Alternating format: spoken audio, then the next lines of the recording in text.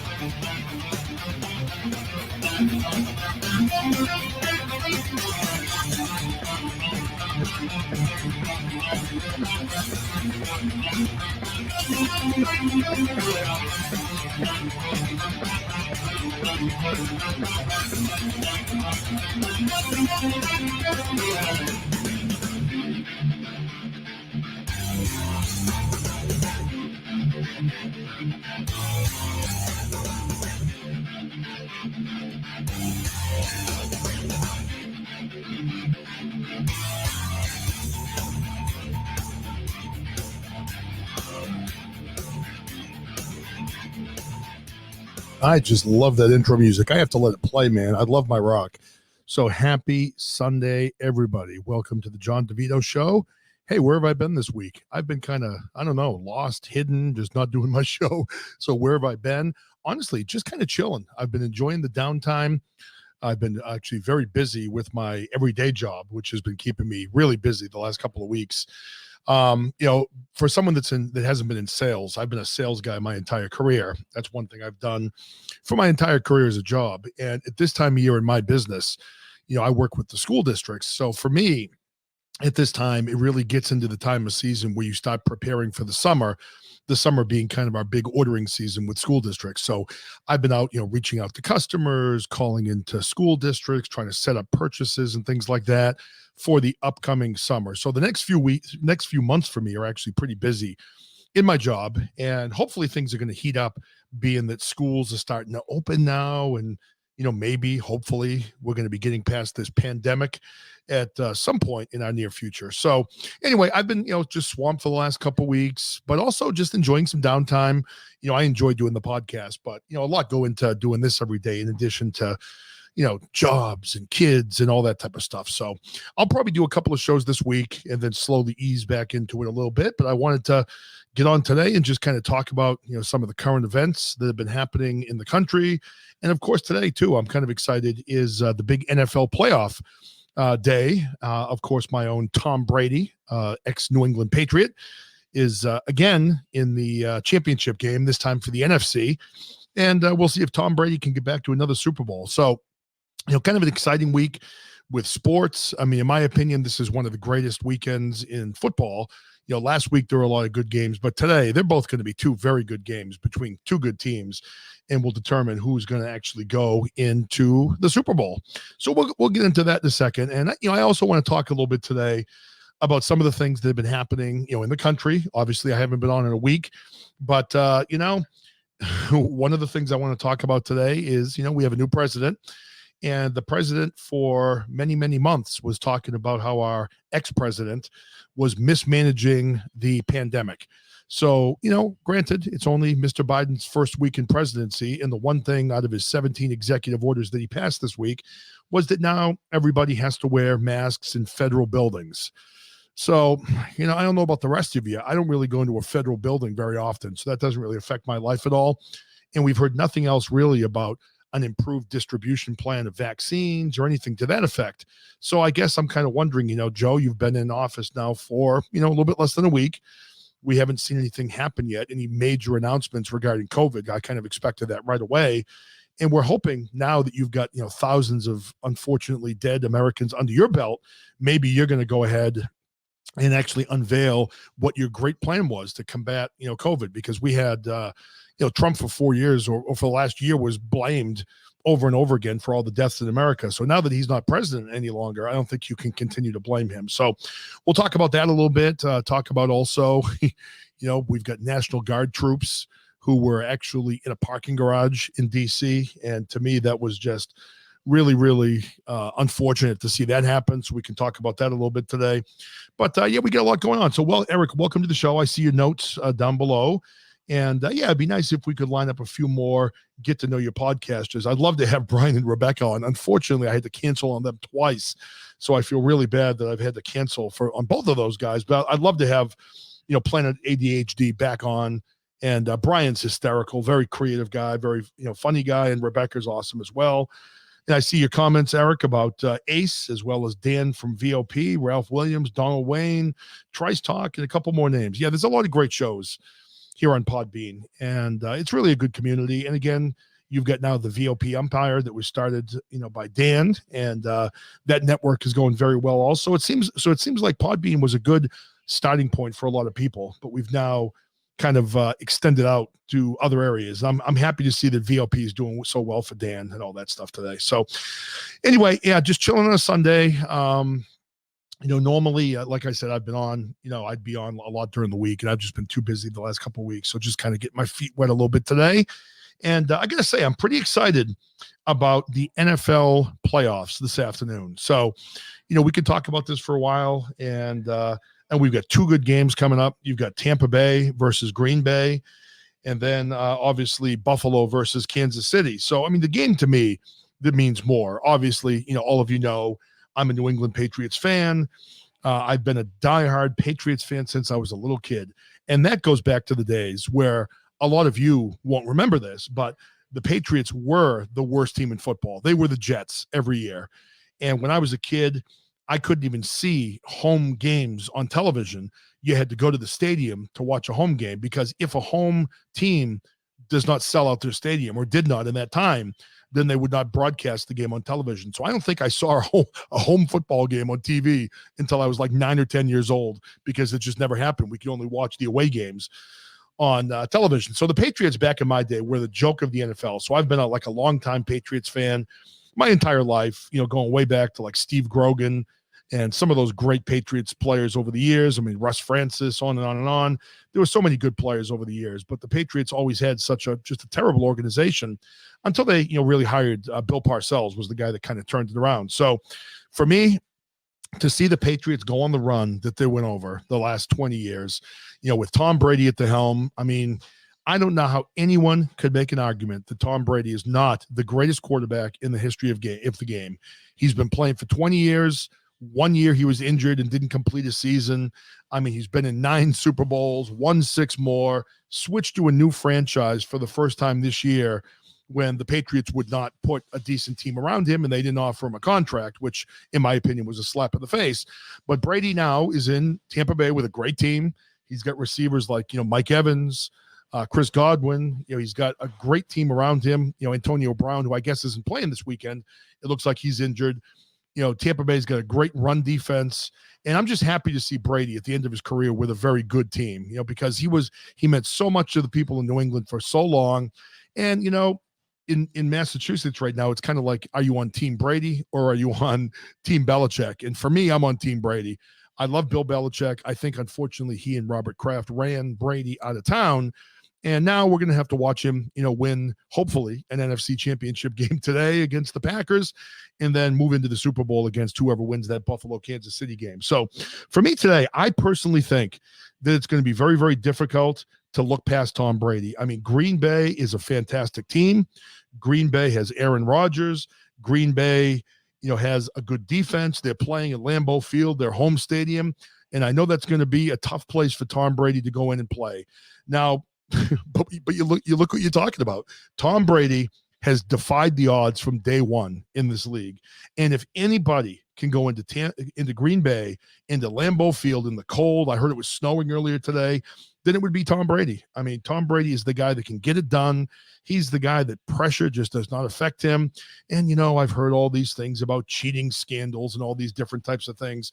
But to me, all of that is just kind of garbage. It's, they're things that don't really affect the argument as to whether or not Tom Brady was the greatest of all time. So in that first game, Tampa Bay versus Green Bay, my pick is going to be with the Bucs. I think the Bucs are going to come out, and if they can shut Aaron Rodgers down with their pass defense, and the defense comes out strong, I think that they are going to do very well in this game. And, Aaron Rodgers is a great quarterback, but I don't think he brings out the same type of clutch performances that you get with Tom Brady. So we'll see. But my prediction in that game, I think it's going to be a relatively moderate scoring game. And my pick is going to be Tampa Bay 24 and Green Bay 17. So now the second game of the day, I'm not as interested in this game, but I still think it could be a very good game. You get the Buffalo Bills, versus the Kansas City Chiefs. And, the Buffalo Bills have not been a good team for a very long time. They've got, an excellent quarterback in Josh Allen. They've got Stephon Diggs, who I would have loved to have seen in a Patriots uniform, but that never happened. And you've got, obviously, you've got Kansas City with a great team of Philip Mahomes, Tyreek Hill, Travis Kelce. I mean, they've got a high-power offense with a very good defense. So, I mean, this is going to be, I think, a fairly evenly matched game. I hate to say it. I want to see Buffalo win this game. I am a Bills fan, when I'm not cheering for the Patriots or now the Buccaneers because of Brady. But I think that Josh Allen is going to have a very difficult time today. And I think if Patrick Mahomes is healthy, if he's healthy, then you may very well see a Kansas City win today. So we'll see what happens with that. But I mean, Mahomes, he suffered a fairly serious concussion or neck injury last week. They're saying he's made it through the concussion protocol and he's ready to play this week. But I can tell you from experience of being on the field, if you suffered a concussion a week ago, then they can say all they want. He's gone through the concussion protocol, but he's still going to have side effects in this game if he truly had a concussion. So if Mahomes plays the game and if Mahomes is healthy, I don't think the Bills can beat them. But I do think that if Mahomes comes in and if he has any issues where if he takes a pop and it kind of re-aggravates the concussion a little bit, then I think that it's going to be difficult for Kansas City to win. So my pick is going to be with everybody healthy, Kansas City takes that second game. And if something happens and Mahomes cannot play, then I can see Buffalo maybe grabbing the win in that second playoff game. So my prediction is I think we're going to see a Tampa Bay Buccaneers versus Kansas City Super Bowl this year. And I predict that Brady's going to get it done and Brady's going to get his 7th ring this year and he's going to be a champion yet again. So those are my predictions for the NFL today. I think they're going to be 2 great games. So if you're a football fan, make sure you tune in, watch the games, listen to the games, whatever. I think it's going to be really a great day of football, and I'm looking forward to it. I'm jacked and excited. So going on to some other things I've seen that happened this week, since we're on the sports topic, I saw that earlier this week, Hank Aaron passed away. I mean, Hank Aaron, one of the best baseball players in the history of the game. And, I was going to say one of the best home run hitters. I mean, he was the home run champion for many, many years in the major leagues. And in my opinion, he is still the home run champion because he didn't take steroids and Barry Bonds did. But Hank Aaron passed away, and you always think of him as a home run hitter. But I was looking at his stats earlier today.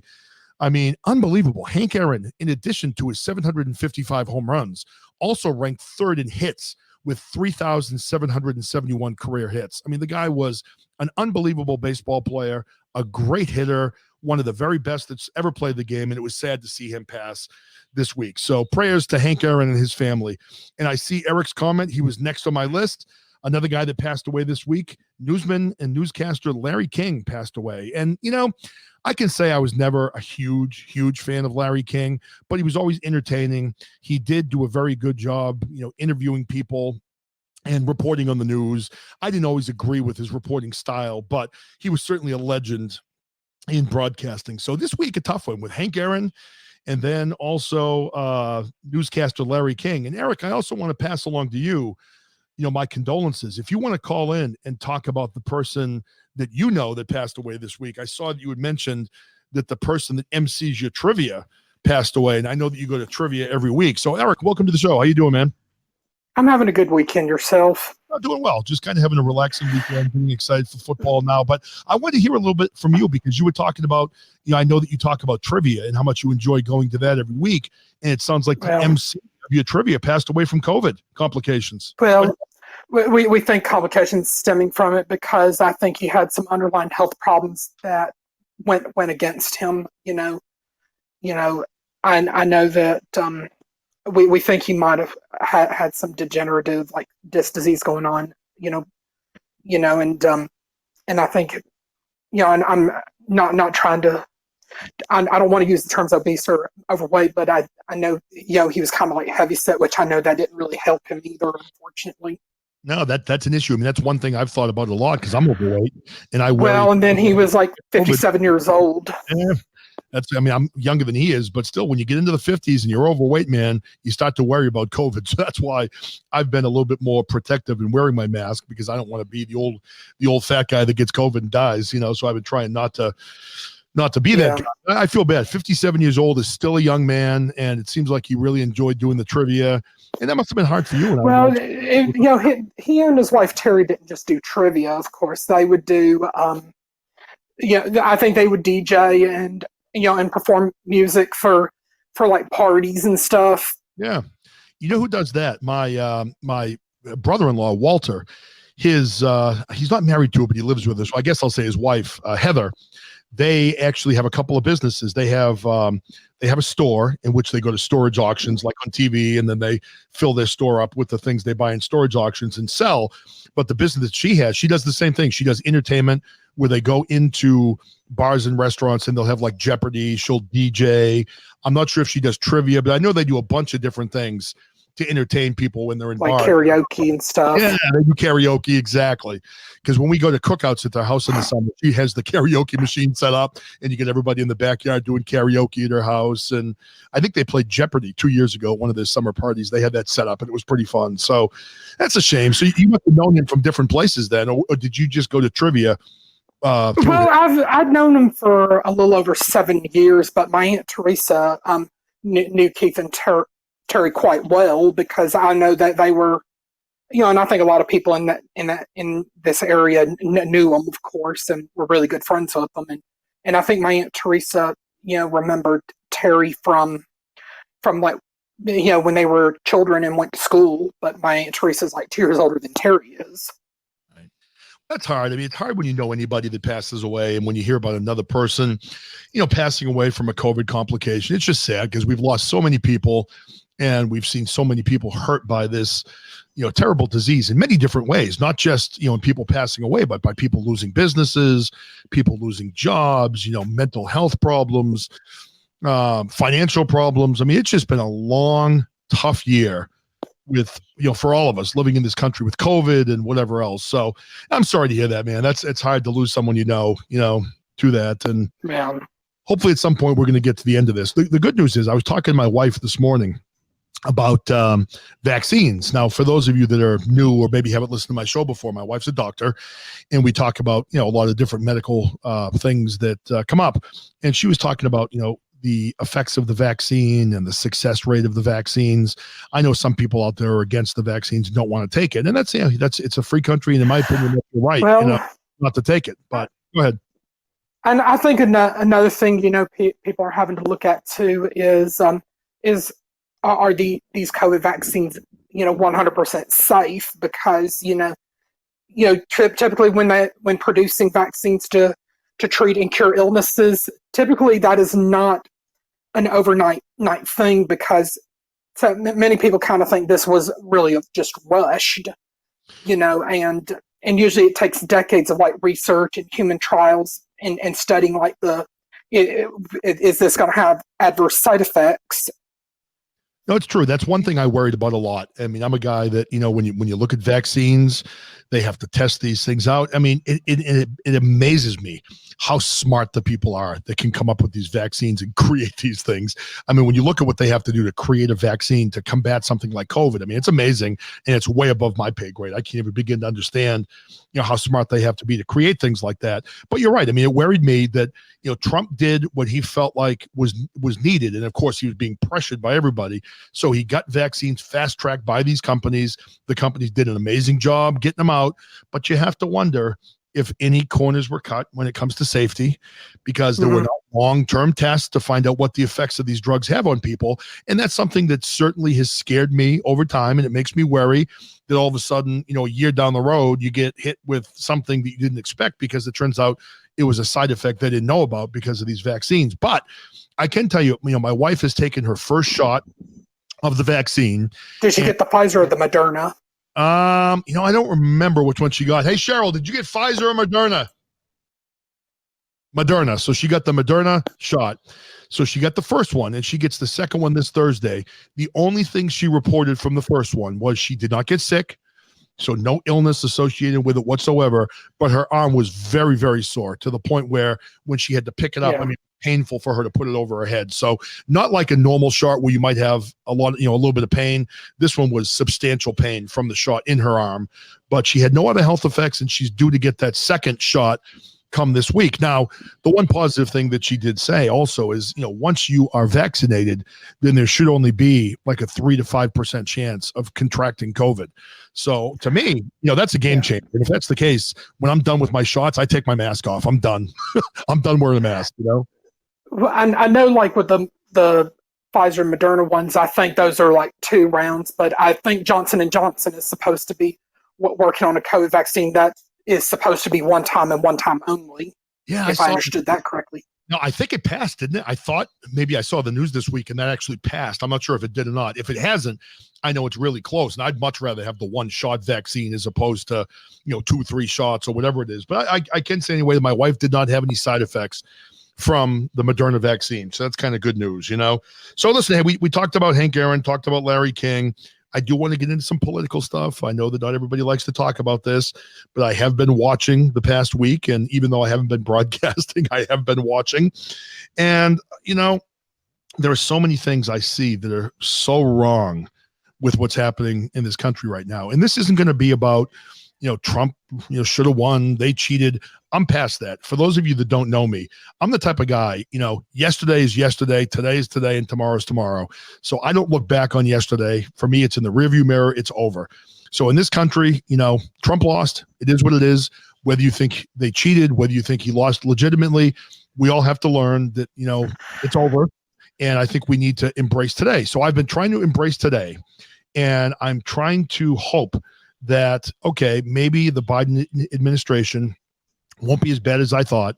Maybe it's going to be somewhat good for this country. Maybe we can go back to peace times a little bit and not have as much upheaval in the country, whatever. So I'm trying to find something positive to grasp on, but it's really hard when in that first week of his presidency, you've got, guys like what's his name, Schumer, coming out and saying, okay, well, we're going to push forward the articles of impeachment to the Senate now. So you've got the new president of the country that gets up and he's preaching unity. We want to unify everybody. We want everybody back together. We don't want to have a divided country anymore. Okay, that sounds good to me. I mean, I may not agree with the way things went down over the last few months, but I don't want a divided country. I'd like a unified country like everybody else would, right? But then as soon as you say that, you've got your party going out and still going after a president who's no longer in office to put the final nails in his coffin. And, again, how is that preaching unity? How is that preaching unity when you are still looking to destroy the ex-president and you're still looking to destroy the followers of that ex-president? To me, it doesn't make any sense, Hey, welcome, Black Dragon. Welcome to the show. I see your comment down there. Didn't see it right away, but hey, thanks for coming in, man. I appreciate it. If you want to call in and talk, we gladly have you on. We're talking a little bit about politics now, but I talk about all different types of things. It's kind of like an open format here on a Sunday. But Eric, I don't know if you're still with me. Your picture disappeared up in my little area up there. But I mean, how do you feel? Do you feel that it's going to be possible for this country to unite under Biden? It really all depends. But like the impeachment against like Trump, even though he's no longer in office, as far as I can tell, that the House's impeachment case against a president who is no longer in office, to me, that just has absolutely no merit at all. And I think House Democrats and Senate Democrats are just making themselves look like fools because that if they go through with this and then Donald Trump is called in to testify, whether he pleads the fifth or not, they're only just making themselves look very silly. I agree. Well, you know what the end game is? The end game is to continue to drive the point home, to continue to drive the spirit out of Trump followers. And also the end game is to maybe have him impeached so he could never hold office again. I mean, let's face it, Biden being in office right now, he's 78 years old. To me, it looks like he's in cognitive decline. I don't know how people can see that he isn't. And I can't imagine Trump is going to be coming back at 78 years old to run for president either. He's going to be too old. I mean, Biden will be president now. Did you see the video the other day? He was signing his executive orders. Okay. He had like 17. I think Trump had like 5 in the beginning of his presidency. So as Biden was signing his executive orders, he was kind of mumbling what they each meant, and you could hear him talking. So finally he got to one, and he said before he signed it, I don't even know what this is for. I don't even know what I'm signing. And then he signed it. So this is our president. He's mumbling that I don't even know what I'm signing when he's signing an executive order. And we're supposed to have confidence in this person. And this is going to be the guy that unites us all. So the Democratic Party, they're out to destroy Trump at all costs. And, it's not just the Democrats either. You got Pelosi, who I can't stand. She needs to go. Schumer needs to go. McConnell on the right side needs to go.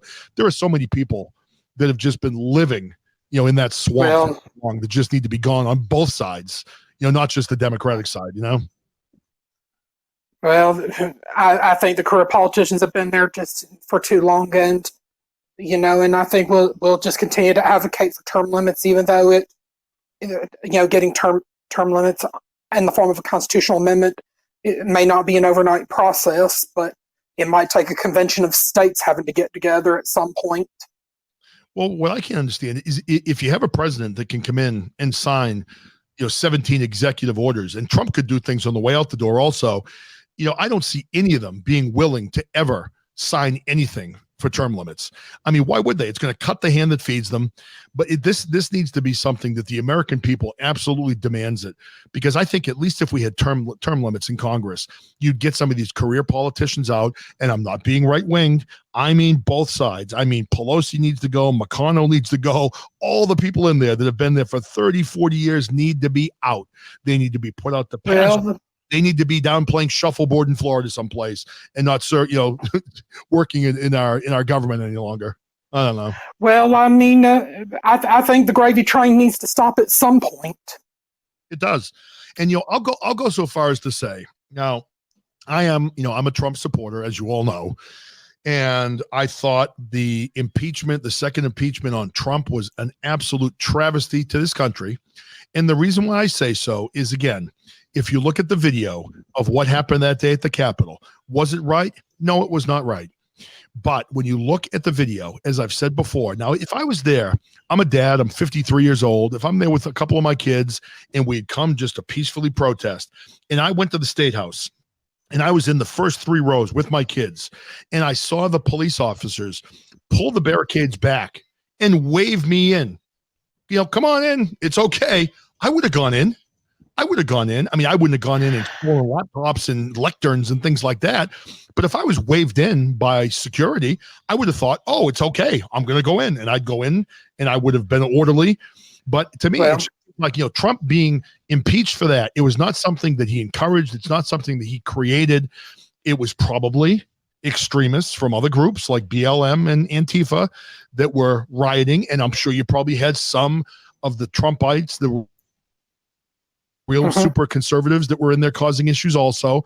But I don't think this was something that Trump incited. So for me, the impeachment was disgusting. And I think it's embarrassing that the Democrats are still going along with this.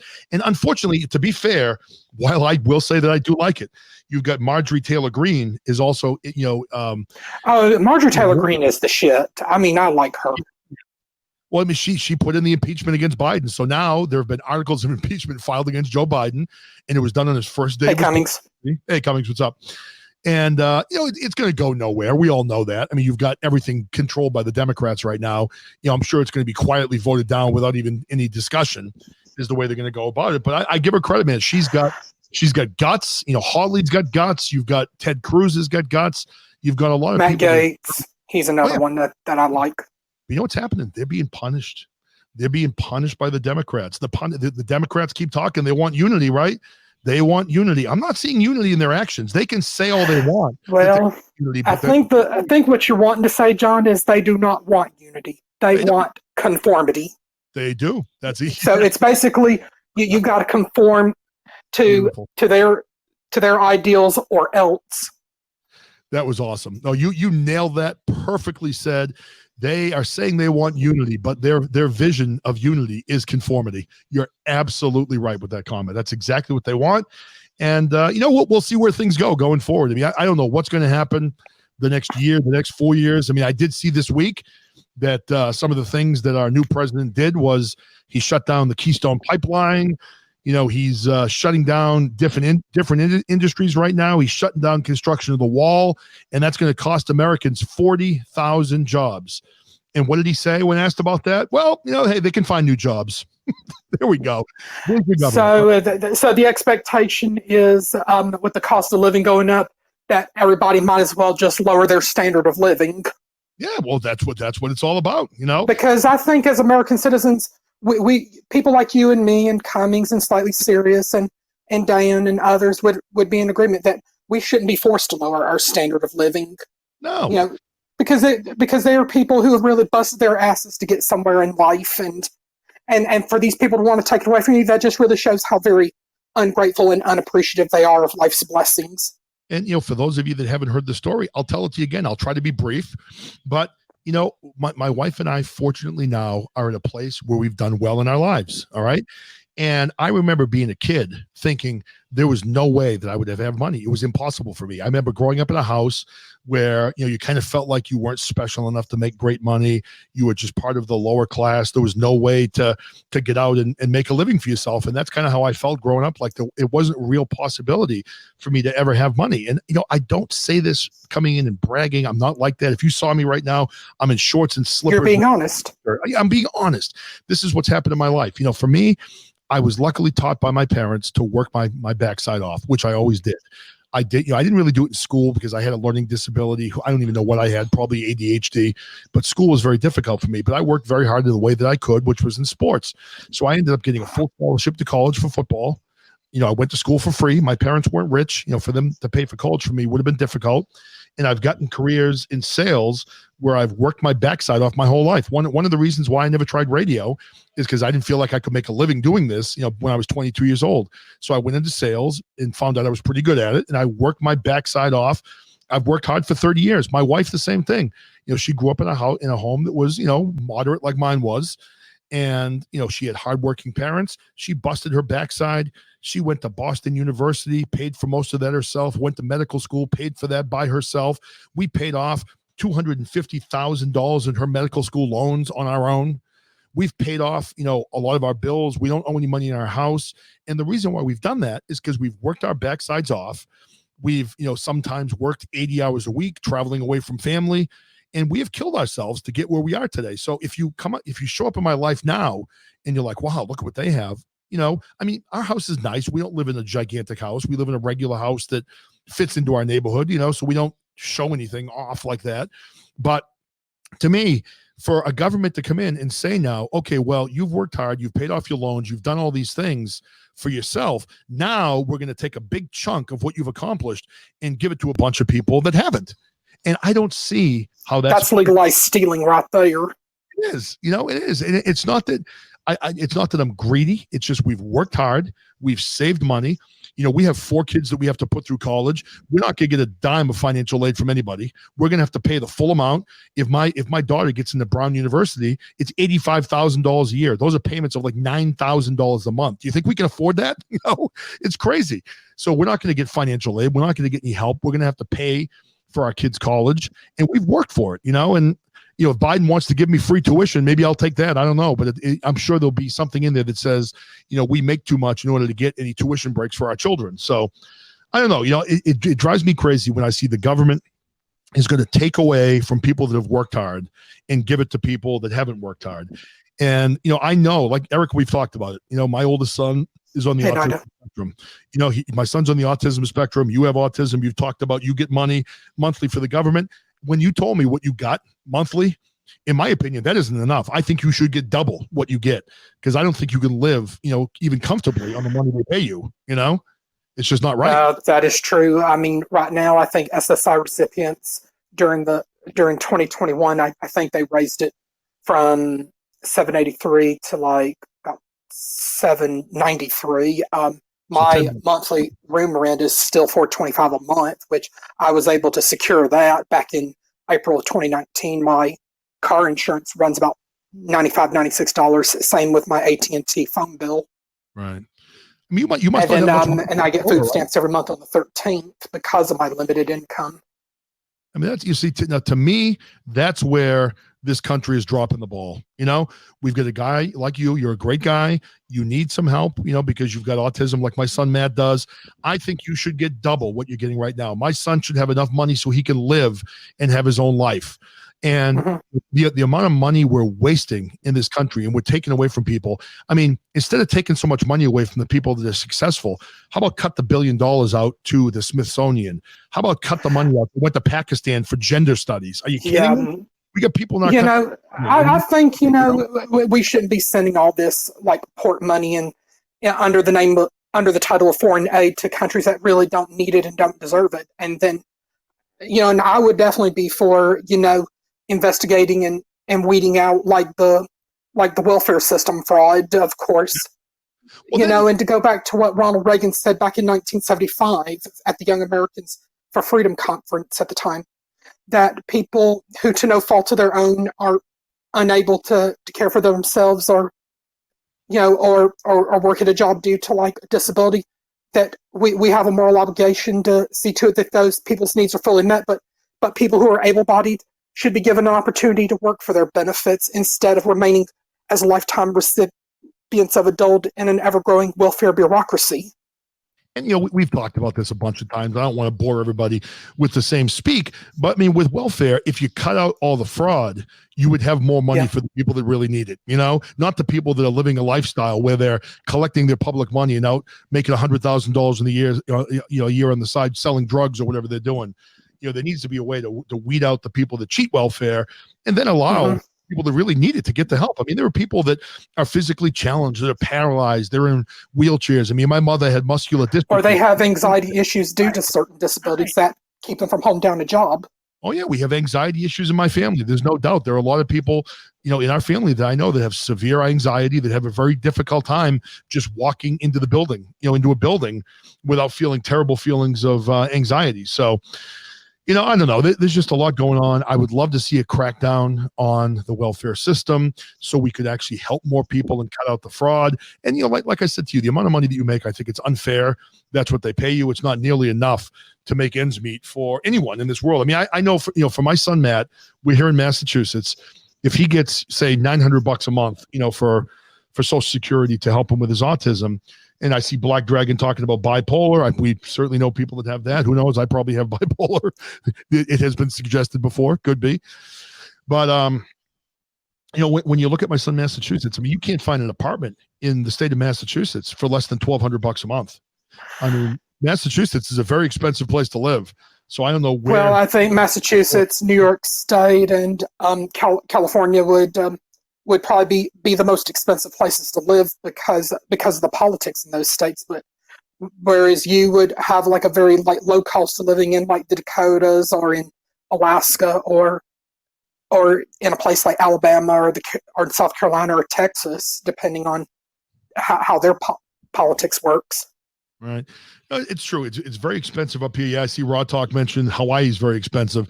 I unfortunately have never been to Hawaii, but I would love to go. But I do hear it's very expensive. I mean, I've talked about this. Cummings and I were sending emails back and forth comparing Alabama to Massachusetts. I mean, to give you an idea, for those of you that don't live in the Boston area, I mean, literally, I live an hour and 20 minutes outside of Boston. So it's a pretty good distance from Boston. We're way out here. In traffic, it could take me 2.5 hours to get to Boston easy. So for Boston, if you want to have like a good size house out where I live, like I'm talking, 3,000 square feet plus, maybe a colonial, you're looking, even where I am, at $500,000 plus. If you're looking for a ranch, something maybe 800 square feet to 1,200 square feet, then you're still looking at probably somewhere in the ballpark of 350,000 out where I live. Now, if you go an hour east of where I live and you're living in the direct metro Boston area, maybe like Wellesley, Brookline, one of these nice cities that surrounds Boston. Now, to give you an example, Tom Brady lived in Brookline. So Brookline's a very nice town. Wellesley, Newton, all very wealthy towns. Now, in those towns, Cambridge is a little bit more of a bigger city, not quite as nice. Some parts of Cambridge are decent, but these other cities are really very, very nice, mansion style, houses. But now if you take from where I live, the same 3,000 square foot house, and you put that into either Wellesley or Brookline, then the price goes from probably 500,000 up to probably anywhere from 1.5 to 1.7 million to live in that house, in that town. A ranch in the towns of Brookline or Wellesley would again be probably $800,000 to live in one of those houses, and you'd still be, a good 20 minutes outside of the city of Boston. So Boston is a very expensive place to live. In order to live in the metro Boston area, if you're not rich, you literally need to live kind of where I am, or you need to go north in New Hampshire. You can move like over the border in New Hampshire. That's only like 43 miles from Boston, and get a decent house for probably $400,000 or $500,000. And that's what a lot of people end up doing. But I mean, New York is very expensive. Now I would imagine you're in Georgia. Aren't there very expensive areas around Atlanta too? I mean, I don't know what real estate. I think if you live like closer to Atlanta, like in the urban areas, say like neighborhoods, say like La Vista Park or Brookhaven or Virginia Highland or the North Druid Hills, Toco Hills areas, or Morningside or the Ansley Park or Atlantic Station, or around like the Midtown area and Buckhead, those are going to be super expensive. But if you move out into the suburbs, like the prices like go down. Let's say if you lived in like northern Cobb County or in the northern eastern portions of like Gwinnett County, away from like Duluth and like Johns Creek and Milton. But then when you get into more rural areas, it would typically be cheaper. But I think if you got closer to like Augusta or to Savannah or to Albany, it's like if you get closer to those cities, like the prices will go up. But Macon, I heard last time that real estate there is like dirt cheap because they went through a financial meltdown, but I don't know whether they have recovered from it. Yeah, I see some of the comments in the chat there. I see Raw Talk talking about Ohio being the second cheapest place to live. Man, I'll tell you, I love Ohio. I worked for the company. I was with a company for 15 years, and they originally were in Mansfield, Ohio, and they lived right across from the prison where they actually filmed The Shawshank Redemption. It was actually filmed in Ohio. And I remember thinking that was cool as heck because I'm a big movie fan. But Ohio is beautiful. I love Ohio. The nicest people on the face of the earth. I would fly into Columbus and then drive up to Ohio, up to Mansfield. And I remember one of the ladies that worked in the office in Mansfield had a farmhouse with 100 acres of land. And this wasn't that long ago. This was probably 12 years ago, 10 years ago. And 100 acres of land, like an old like Victorian home on this farm. And she was paying $800 a month to rent that. I mean, literally, you couldn't even rent that here. That would be thousands upon thousands a month. But I'll tell you, to tell you more about the people in Ohio, I had to spend at one point almost 3 weeks at the office in Ohio. I had just taken a job. I was being trained for a week. Then we had like a week and a half sales meeting. So I was there forever. So I was literally like staying over weekends and things like that. So, it was a real small office. The ladies in the office were like taking my clothes home and doing my laundry for me. And it was just the nicest people. We would hang out at night, go to like pitch and putt. And there was like a little mini car place right near the office. We would go to that. They were just the nicest people. I absolutely love Ohio.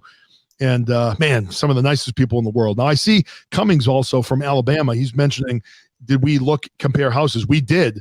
And I saw that mansion you actually texted me, Cummings, and it had an elevator in it, and it was beautiful. And honestly, you can't find even like a ranch or even like a townhouse around here for that kind of money. And it's just crazy how different things could be. Now this is one of the things I saw this week also. Now, I saw Biden is proposing a $15 per hour minimum wage.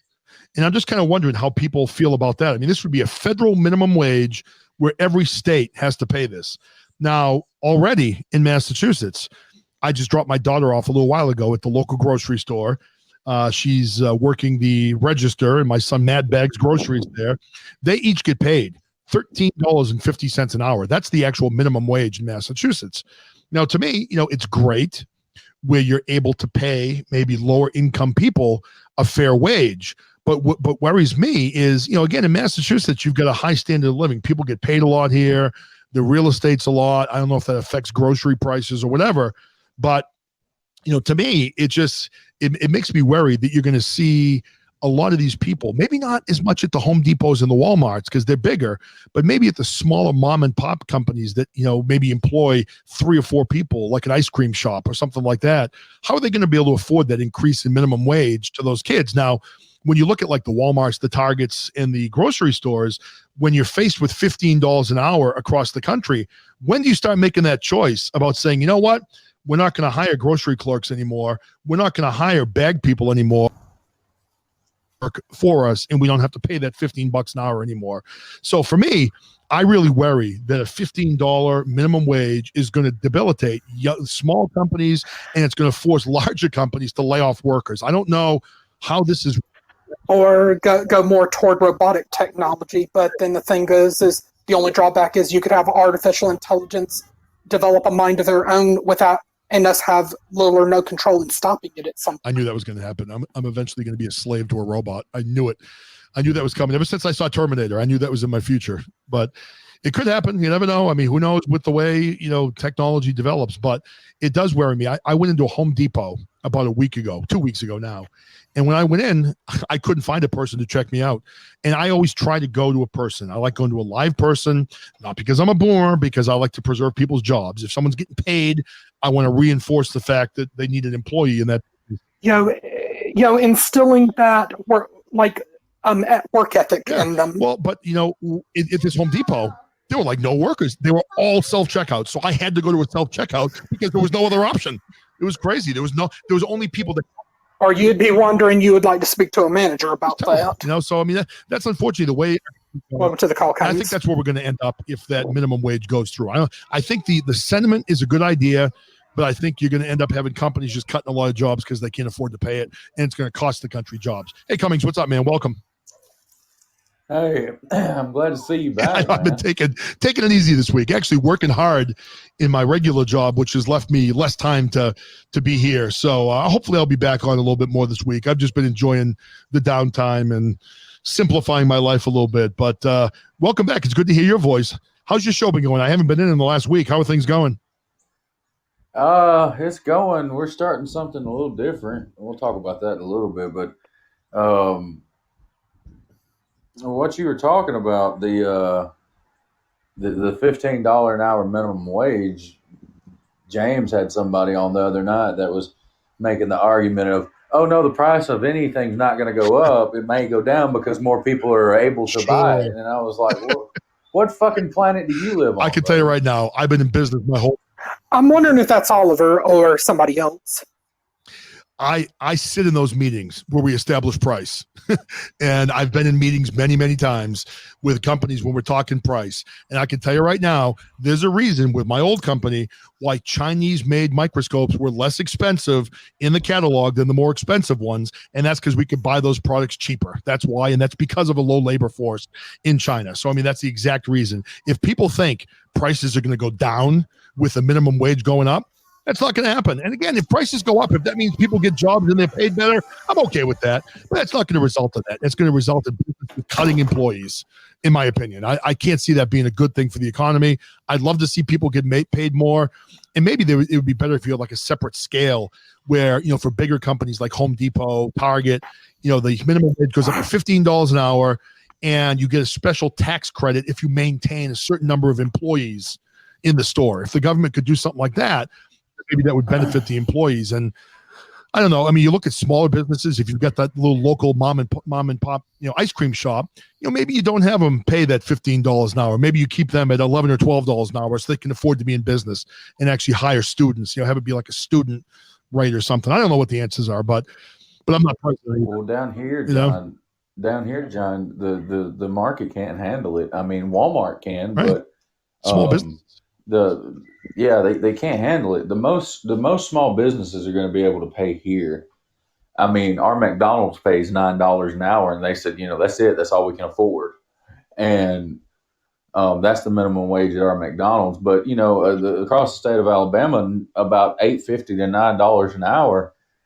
That's going to be it. And just because it works in New York or just because it works in Ohio or Pennsylvania, it doesn't mean it's going to work in Alabama and Mississippi and Texas and Florida. And it's just, we've tried down here for the longest to get a thing Well, right, not even really for the longest, but over the past year that, I've started, when I started really getting into politics and I've really started talking to these people, I've tried to lobby them to do something that I think is great. And then, if I do run for Congress in 2022, one of the things I'm going to propose, which it won't pass because it makes too much sense, is to actually do away with the minimum wage.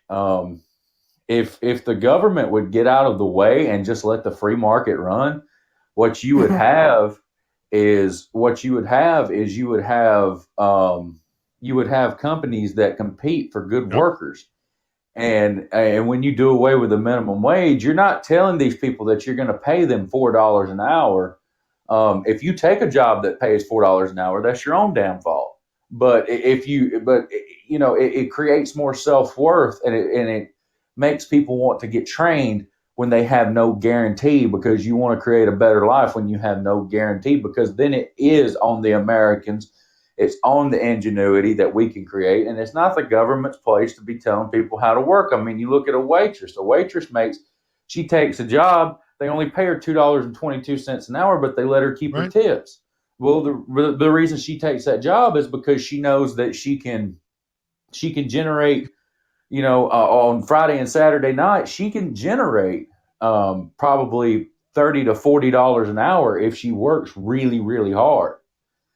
So, I mean, to me, it's just like, I'm for this too. If we say, okay, we can't do away with the minimum wage, then I say we set the minimum wage at $8 an hour, and then that's the guaranteed bottom you can pay. And then we go to companies like Walmart, and we base it on their not per se their GDP, but we base it on what they take in a year. Because a lot of companies, John, you're in business, you're in sales. A lot of companies say we lost $600,000 last year when they didn't lose a damn dime. That was just what they set their expectations of, and they actually made $30 to $40 million more than they made the year before, but they didn't make the $41 million goal. So they say, oh, we lost $1 million. It doesn't work that way. So what we're going to have to do is we're going to have to start taking these corporations, and we're going to have to start holding them accountable and say, if you're making $30 to $40 million a year, then what we're going to do is we're going to set your minimum wage at $12.50 an hour. If you're like Walmart and you're taking in $1 billion a year, what we're going to do is we're not even going to force you a minimum wage, but what we're going to do is we're going to force salaries for you, and you're going to have to pay your workers a minimum of $40,000 a year. That would work. I like that. So but they don't think when it comes to the people. And if you just done away with the minimum wage, the free market would run, because you would want the best, because all these companies, these mom and pop stores, they would even be competing for the best. A lot of people don't think about the cashiers. Oh, well, it's just a girl at the counter or a guy at the counter. But it would benefit, and it would create the benefit of being the best at whatever you do. And no matter if you're wiping tables, it's like the University of Alabama. You go to that place, John, you got to get down there one day, Eric. You got to get down there. It's one of the most amazing places I've ever seen in the world. I went down there one day. I was walking around the facilities, and this guy was folding towels. And I heard ESPN reporters talk about this, and I know it's true because I've seen it with my own eyes. But the guys that were folding towels, I asked one of them, I said, what are you doing? He said, he was working vigorously. I mean, he was working so hard at folding them towels. He was making sure they were crisp and the edges were lined up. I said, what are you doing? He goes, trying to win a national championship. So, I mean, it's just, they take everything so seriously. And I think if we run the United States of, okay, let's get out of the way and let's let our free market run, then what I think you'll see is, I don't think you'll see $15 an hour minimum wage. I think you'll see $25 and $30 an hour minimum wage. But what it'll do, I mean, in certain areas, every area is going to be different. Like where you're at in Massachusetts, up in Boston, I think you'll see $25 and $30 an hour, just because I believe that market can handle it. And, it creates, what it would do, it would create a different wage across the country, but it would all create a livable wage across the country, because what's livable in Boston is not livable. What's livable in Boston is what's considered middle class in Alabama. Well, that's the thing. I don't understand how the government can't understand that. Here I am, a Yankee from the Northeast, and I understand the difference between markets in Boston and maybe Alabama or Ohio. So if I can understand that and you can understand that, why doesn't our leaders in Washington understand that? It doesn't make any sense. And I'll tell you, I like a lot about what you're saying about performance as well. Because if you think about what I do for a living, I'm in sales. I have been my entire career. I get paid a base salary, which is, a decent base salary, but that's not where I make my money. I make my money if I grow my business. So if I come out and I hit my goals and I grow my business, I get bonus money. And that's why at this time of year, I start to get busy, because for me, over the summer is when all the orders start coming in my business. And now it's kind of like the farming period in my business, where I'm out looking to get things in line for the purchasing season in my business that happens in June and July. So for me now, I'm doing a lot of work, as far as prospecting and speaking to customers and having Zoom meetings saying, we had talked about this back in December. Let's start getting things in order for the summer purchasing season. So if I don't do my job now, I don't hit my goal and I don't make any money. And that's on me. It's on me if I'm not doing the things I need to do. But see, I think you're right. I think it's important for us as a country to get back to the point where we actually come out and, we perform and we're paid based on that performance. And maybe eliminating a minimum wage would be, helpful in that way. I think, though, you'd have to be careful, because I think there would be companies, there would be people who are looking to take advantage of the situation. That would maybe have people, again, getting paid $2-3 an hour. If your parents are both, they can't work, and, kids being forced to go get a job. I mean, they might have to do it, but you have to have some safeguards in place. But I don't hate the idea. I mean, now, do you think you might actually run for office in 2022? Is that something you're really considering? I'm really thinking about it. But see, like right now, Biden's about to sign an executive order that's going to kill my job. Great. And Wonderful. A Chinese telecom company is going to be taking over our defense contracts. That's what I handle right now. That's what a lot of people don't understand about how much I really deal with the government. Like, I know these people. Like, I know them, So what now? Explain to me what might happen. So you're talking about your company. How soon are you looking at where you might be out of job? Are you talking about the next couple of weeks? Tomorrow. Holy crap. Wow. So kind of a stressful Sunday for you today, thinking about that tomorrow. No, I'm not worried about it. I'm not worried about it. I mean, it's happened before. It'll happen. This is it. This is all mine. It'll happen 1,000 more times. I mean, but the problem with it is he's going to take a Chinese telecom company and put them over the Department of Defense. And when he puts them over the Department of Defense, what's going to happen is all your telecoms for the Department of Defense, what's going to happen is the Chinese military, whether people believe this or not, there's no such thing as a private company in China. Like, it doesn't No, there's no such thing at all, right? Yeah, they're all owned by the government. And see, what it'll do is, like, there's 4 guys that we're all over areas. I'm not over your area.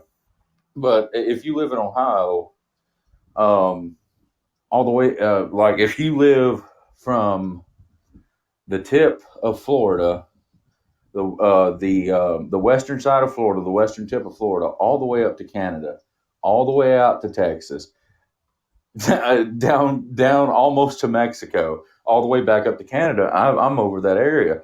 Well, they pay us $95,000 a year. I ain't lying about it. But tomorrow, I could be looking at unemployment and $275 a week. Wow. Well, let's hope that doesn't happen. Let's hope. It's going to happen. That's a terrible deal. Well, that's what's going to happen now. That's what's going to happen across this country. We're going to see more and more of it. Like you mentioned in the chat, this first week, he already cut 70,000 jobs. 70,000 jobs gone. And, now what did you think about this? Now, I haven't talked about this yet. I had it on my list that I wanted to talk about today. Now, I love that over the last 4 years, everything negative that has happened has been Donald Trump's fault, right? We all know that. Everything was his fault. Mm-hmm. Orange man bad, says bad things, does bad things. He's the devil reincarnated. Now, the National Guard troops and the troops were called into the Capitol for the inauguration this past week. Now, I saw a video this morning of New Hampshire Governor Sununu, who was basically very, very angry seeing that his National Guard troops were in a parking garage in D.C. and no longer in the state capitol. They had, how many was it? Was it 5,000 National Guard troops in a parking garage with 1 or 2 bathrooms, and they were being told they had to stay there because they couldn't be in the Capitol. No running water. No running water, nothing. And now I love that the new administration is coming out today and they're saying we have to investigate what happened.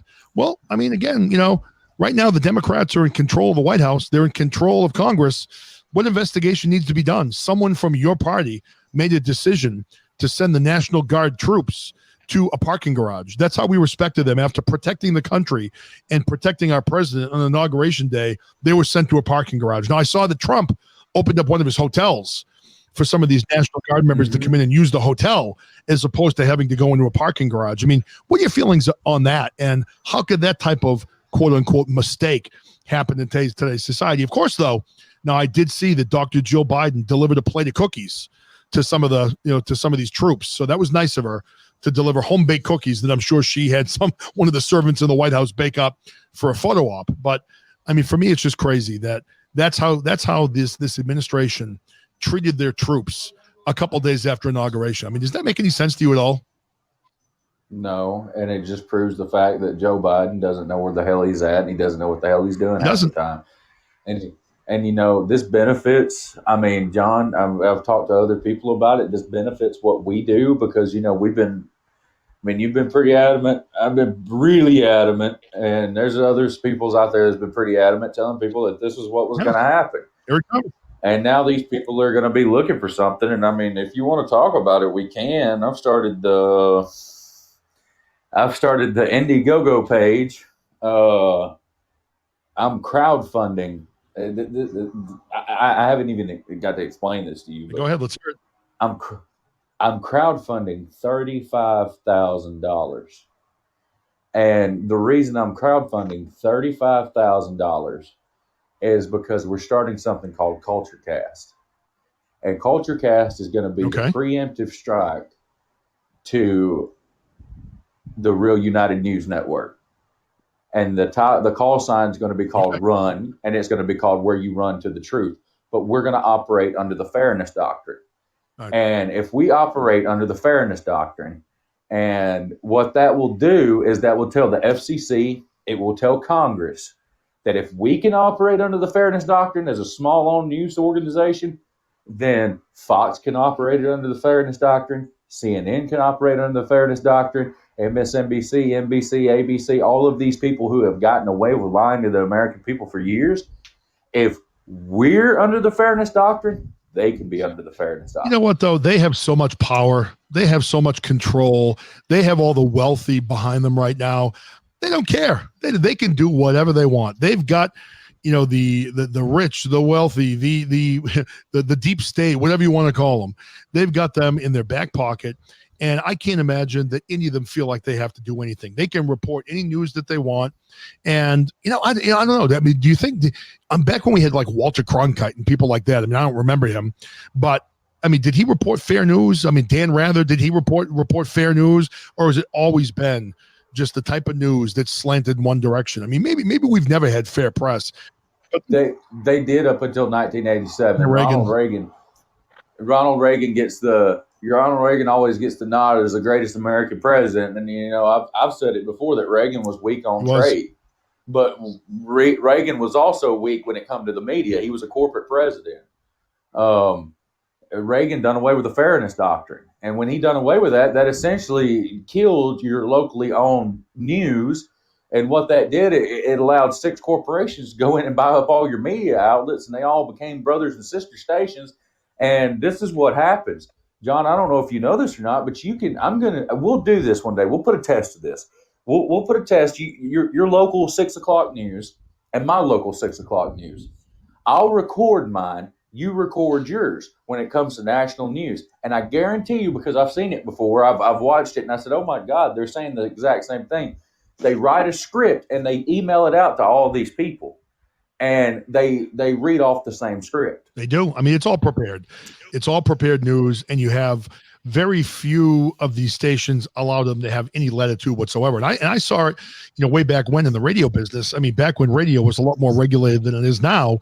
I mean, they really control everything that the DJs say. And when you have like a Howard Stern type of personality, most times those people get fired because they don't want someone getting on and speaking their mind. I mean, you do have some stations that allow it, but a lot of the stations back in the day were really controlled and hamstrung by the FCC and were not allowed to really speak off the cuff about a lot of different things. And that's why I guess podcasting is kind of good, because you can hear everybody's opinion. I mean, you may not agree with everybody, and that's okay. You don't have to, but it's nice to be able to hear, you know, both sides. And, you know, we have, I think on this network here, you know, Podbean, I don't hear a lot of left-wing shows.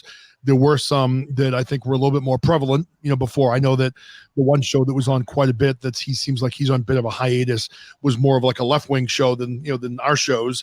But I don't know, you know, it would be nice to have some actual news to watch, because, I mean, if we're going to be fair, I mean, you mentioned all the, you know, the left-wing stations, you know, on the more, I guess, centrist to right-wing side, you've got Fox, then more over to the right, you've got Newsmax. So we don't have any stations that really report just hard facts. There's always a spin. There's always something that, you know, tries to convince their listeners to go in a certain way or believe a certain way. And I don't know, I think the American people are tired of it. I mean, I think people are wise to it and they're tired of it. You know? Yep, they are. They're tired of the bullshit. I mean, that's just the simple way to put it. I mean, the media. I mean, if you come on your show, I've heard it on your show, and I've heard it on James's show, and you've heard it on my show, and you know, once we get to talking, we find out that we're not that different. And we just got different ways of getting there, but there's always a compromise that we all can agree upon. And, you know, it was like I hosted James's show for him for 2 nights in a row. And because he had to, you know, he was out on assignment, but he, meetings. Yes. Yeah. He, like Jack, ultra liberal dude. And he was talking.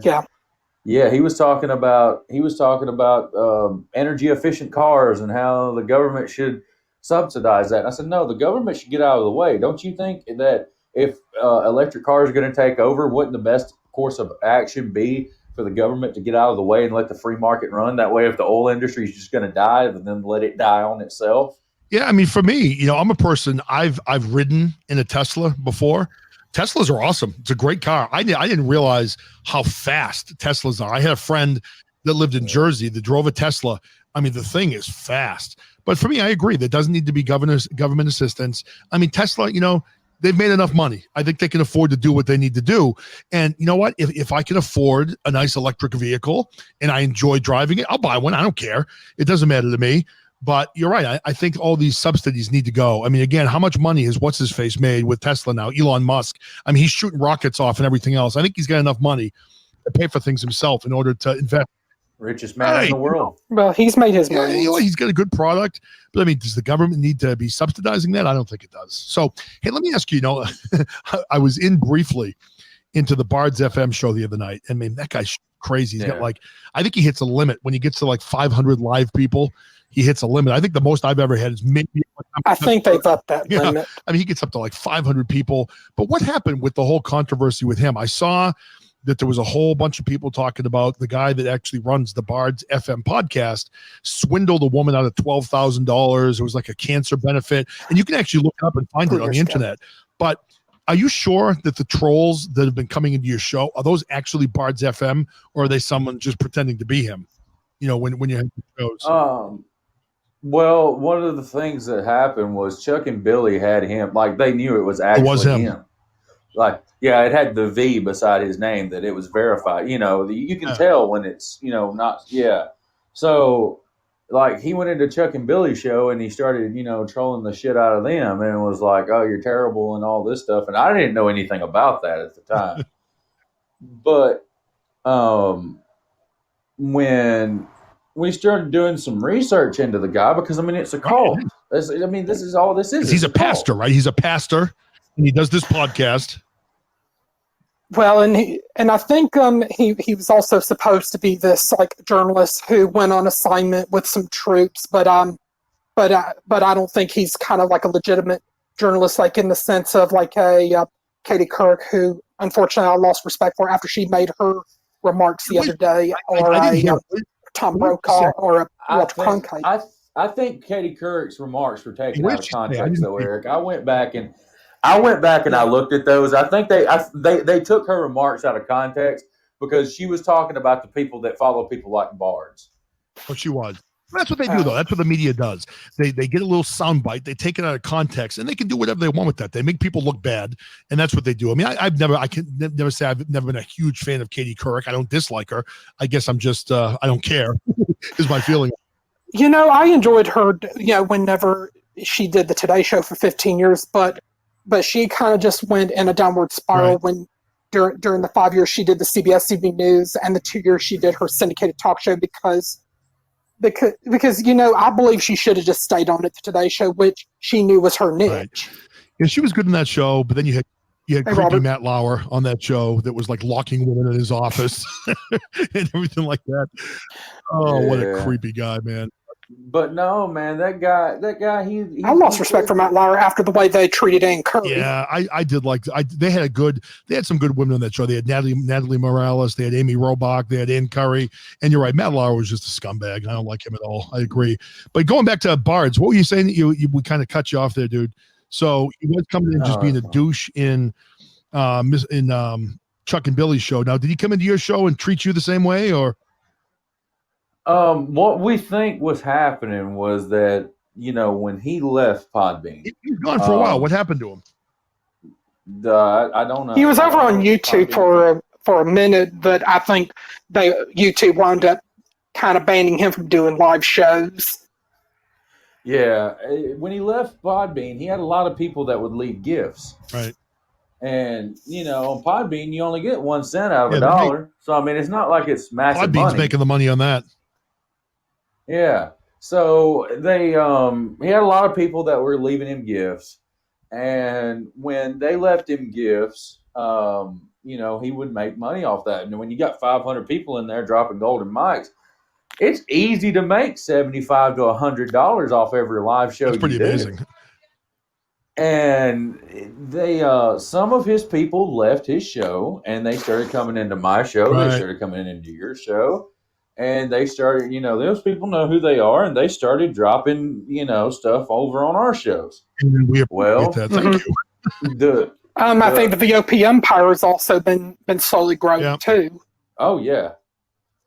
He what happened is that we started having this enormous amount of trolling going on.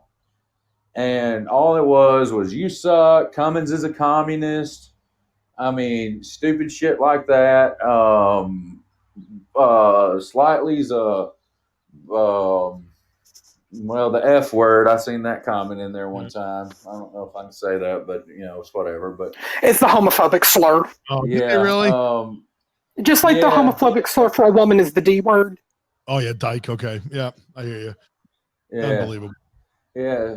So they come in there and they was like, well, I'll say it. I don't care. Slightly is a fag, and I mean, they would just they would just say so much stuff, and then they would be like, they would come in my show and they would do the same thing. I've seen them come in your show before, Well, and then trolling Robert, like doubling down and tripling down on him, being a pedophile, and this is a guy who we all know is legally blind and to do like a Thelma and Louise, I would say to these trolls, they've got some very bad manners. Well, because, especially if you're talking about people you don't even know. Well, what we did is we sort of locked it down because we started getting some weird emails. And then when we got the emails, I did this. I went into his show and I started hearing the bastard talk about some of the stuff I received in the emails, and I thought, you mother effer. And so what happened? Now you said also he mentioned agape, right? I did the agape boarding interview. So you mentioned that's crazy. Wow. Yeah, he started talking about the agape love the other night. There we go. Yeah. And he was like, everybody needs the agape love. And I was like, wait a minute. That agape boarding school is some bad mother, what, I mean, we had so many of those interviews, and for him to go on and talk about that in a positive way. And for him to dump on Amy and Amanda and Chris and a couple other Agape and Circle of Hope survivors like they did, I think in my books, Scott Kesterson is scum of the earth, and I don't see how he can call himself a devout Christian. Hey, you got my buddy Matt Riccardi in here, man. That guy's running for governor of New Jersey. You need to get him Oh, on your Matt show. Riccardi, welcome to the show, man. So he's running for governor of New Jersey. Wow. Yeah, he ran once before, but he didn't run as a Republican. He ran as an independent. Okay, nice. Well, welcome to the show, man. It's good to have you. I'm fairly local. I'm in Massachusetts, and hopefully you're not like a Yankees or a Mets fan. I assume you probably are, being from the Jersey area. But you and I'm sure we can still get along. Even though I'm a Red Sox fan. But welcome to the show, man. Good to have you. That's pretty cool. He started talking about this QAnon stuff, and Alex Jones, good God bless him. Alex Jones, he's one of those. He's one of those people that Alex Jones, when he's wrong. But by God, when Alex Jones is right, he's right.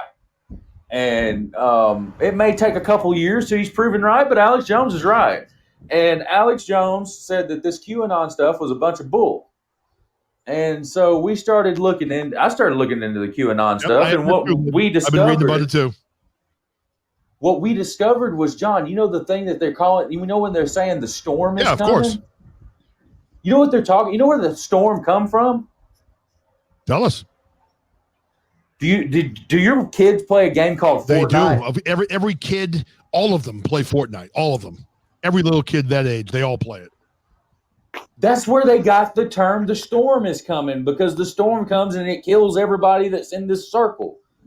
And that's where they got the crap. The storm is coming. Like this whole QAnon stuff, man. It's just a bunch of bullshit. And these people are out there that are pushing this stuff. And then this guy gets up and he acts like he's God's gift to humanity. And he was like, he sits there and he talks about all of these great things. And he's a pastor and he does this and does that. And then you look into the guy and then you find out the guy's scammed a woman's family for $12,000. She was a cancer patient and died. He's a scumbag. I saw the article. He took $12,000 from this patient. He had been, collecting money for this woman that had cancer, and then he kept it and paid off his rent and his credit cards and whatever else. You're right. I mean, that is reprehensible. He is a scumbag, and even if he would have come into my show, whatever, I would tell him point blank. Someone that I don't care how big you are, how big your show is, how big you think you are. If you're stealing money from cancer patients, you're not welcome in my show. You can take your listeners with you. I mean, that's just basically he is a piece of shit and a coward in my books. Yeah, and then he tells everybody go to episode 64 of his podcast to listen to it. Because if you want to know about me and my war, go to episode 64. And okay, so I go to episode 64 of his podcast. And I go over there and I start listening to it, right? And the dude makes up some of the most stupidest shit you've ever heard in your life. The U.S. Marshal didn't know that why he was there arresting me. My fight or flight senses kicked in. Like this dude talks like he did 12 years in the military and was, he acts like, he talks a big game, but when you look into him, he did 4 years in the National Guard. He says, I've never verified that. He did 4 years in the National Guard. He wanted to be super soldier, but they never would let him for God knows what reason. He claims it was because he had an allergy. But, and he talks about war. No, we don't need war. What we need is to use the sword that God gave us, and that's the sword of truth and the sword of justice to take all these idiots that are in our Congress and in our House and in our Senate to take those idiots down. I mean, my God. I mean, this guy is out ramping people up and amping people up on something that absolutely does not exist. QAnon is full of shit. It was always full of shit. And a lot of these people got into this. It got so bad that I was having to call my wife's grandmother down because people were sending her this stuff that Trump's going to declare martial law and it's coming. Fill your bathtub up. Fill this up. Okay. And she was going nuts over this stuff. And how am I going to talk to y'all? I'm not going to be able to talk to y'all. I'm going to go crazy knowing if y'all ain't okay. And I was having to calm her down saying, listen, none of this is true. It's not going to happen. I know. I mean, that's what happened. And going back to what you said a little bit earlier, you're absolutely right. War is not what we need. You hear people talking about, we're going to have a civil war. We don't need a civil war. We just need the corrupt politicians in Washington to be shown the door. Nancy Pelosi, You don't need to be there for over 40 years. Mitch McConnell, don't let the door hit you in the ass on the way out of town. We don't need these people in. We don't need a war. We need to have the 336 million people that live in this country to look at the 537 leaders and say, damn it, this is our country. We run this country. We demand term limits in Congress because we don't have a monarchy in this country. And that's what we have right now. So, we need to go out and we need to stop this crap from happening. But you know what? So many of the American people just don't care. They don't care. They want to watch their Netflix at night. They want to work their 7.5 hours or collect their paychecks from welfare. They want to go out and get drunk on the weekend, and they really don't care about who's leading this country. And that's the problem we have. You have a small percentage of the people in the population that think enough to realize what the true problems are. But then when you go to make something happen, you get no one behind you. And that's the thing. That's why these people in power, the Pelosi's, the Congress, when the Capitol was stormed, and again, I disagree with any type of violence. I think Black Lives Matter was wrong. Antifa was wrong. What happened? Hey, Chuck, hey, Jill. Oh, yeah. Get Chuck on here. He'll tell you about that. Yeah, I'd like to hear that. Yeah, Chuck, call in for a second. You get a chance. But, all that stuff's wrong. But we need to get these people out of office. We can't have dictators, and that's what we have right now. So, Chuck and Billy, we about Bards FM. We wanted to have you call in and maybe talk a little bit about that and let us know what happened when you came into your show. Now, I was in the show for a while. That was one of the shows I popped into. I've literally not even been in one show for like the last week. I did pop into Chuck and Billy's show the other night, and I did see Bards FM pop in. I just wasn't sure if it was the real guy or if it was just some troll in there looking to piss him off, So, Chuck, if you get a chance, call in, man. I see, what is that, Lily in Idaho. I'm welcome. That's Jill spelled that's right. Yeah. So Jill spelled backwards. I'm not bright enough to figure that out. Thank you, Eric. I need you in here to set me straight. So, homeboy, what are you up to, man? It's Sunday. You getting ready for football? We were talking about football earlier. I'm ready for my boy Tom Brady to make it to the Super Bowl yet again, even though he's no longer in New England. When are the games? Yeah, they're both going to be good games. We talked about it a little bit earlier. Personally, I think Tampa's going to beat Green Bay, even though they're in Green Bay for the game. Tom Brady played in Michigan. He played in New England. He's ready for the cold weather. And I would love to see Buffalo win. I think in the Buffalo-Kansas City game, if Mahomes is healthy, then Kansas City wins. I think if he has any leftover whatever from the concussion that he had last week, then I think you could see the Bills and Josh Allen take that game. And being a guy, God knows how many concussions I had over the year, when you have a concussion, that doesn't generally go away in a week. I can tell you that for sure. So anyway, we got Chuck and Billy calling in. Anybody else wants to call in, join the show? I think I'm probably going to be cut off at 2 hours. They shortened my shows, and I actually wrote customer service and complained about it. But they said you have to have like a certain engagement score, like over a week or something, in order to have like a 3-hour show. So I might get cut off in 40 minutes, but whatever. So, hey, Chuck, what's up, man? How are you? How you doing? Pretty good, man. How are you? Was that the real Bards FM that came into your show the other night? Yeah, Bards FM came into my show the What's other up night. with this asshole? I mean, he's got 500 people in the show, and he needs to come into these small little shows and give us garbage, Yeah, he came in and started running his mouth. He's done it many times. So he's actually came in before he actually left. He came in and he was calling us names, calling us useless and pieces of shit. And I was like, you're so adorable. Maybe you should come back and when you grow up. It's just ridiculous. Boy, thanks for coming in. You might offend the other 4 people that are listening to my show. You get like 9,000 people in your show, and you have to take the time to come into my show and give me a hard time. Yeah, exactly. It's like, that's awesome. Come on in. The more we ain't gonna ban him because the more he types, the more he gives us engagement. So we don't give a fuck. That's right. The very beginning, I was really new, dude. I got the trolls coming into the show, and then right away you're like, "Oh fuck him, I'm gonna ban him." Now I'm like, "Yeah, bring it. Come on in. You want to troll me? Bring it up. I'm gonna give it right back." You have to be careful because he might sue everybody for what we say. What's he going to sue us for, homeboy? For telling the fucking truth? For talking about a Denver news article that's out there. I heard he owes $12,000 to pay that person back that he robbed out of the cancer money. So maybe he needs the money, in order to. I think he had to pay $19,000 back. I mean, what a scumbag! You collect $12,000 Yeah, for what cancer. the fuck? I mean, I assume the guy's got some money. I mean, he's a pretty well-known podcaster, so he must get paid pretty well in whatever he does for a job. I mean, you got to steal $12,000 from some woman who. Well, Twitter's already banned him too, from what I can tell. They've banned everybody. I'm surprised they haven't banned me already with my 2 or 3 political posts a week. I don't know. Well, I will say this, John, with the VOP USA Radio Network and podcasting platform, you can do podcasting and radio shows there without the fear of being shadow banned and censored, like what has happened here on Podbean with Cummings Is Culture, what has happened when Dan was here on VOP, and even when he was over on Blog Talk before Podbean, and the way, they do Dennis's Tall Tales of the Rabbit Hole show. I'm kind of offended, to be honest with you. I mean, I hear all these shadow bannings and these blockings. What the fuck? I mean, I've got 10,000 people plus have listened to my show. I've got 20,000 downloads. They've never fucking blocked me. So I'm going to say right now to Podbean, fuck you. Why haven't you blocked me? I'm not important enough. You just... Yeah. And your following count on here is you got 999 followers, unless that number is jumped, and you follow. A lot. Oh, you're following 999, but you got 882 followers. Excuse me. I would follow everybody that followed me, so I did that for a while, and then apparently they shut me off at 999. So I guess 130 people unfollowed me after they followed me. So I guess they didn't like my show and they took off. But I can't add. Well, Cracks was growing her numbers, but then I think those numbers that were following her, it's just like they disappeared almost overnight. Yeah, for whatever reason though, they won't let me follow. And I was kind of disheartened to learn that she would no longer be doing her Talking Corner show here on Podbean, as she's focusing right now on her Exotics Radio on Spotify. But hopefully, she's going to be coming to VOP Empire. Nice.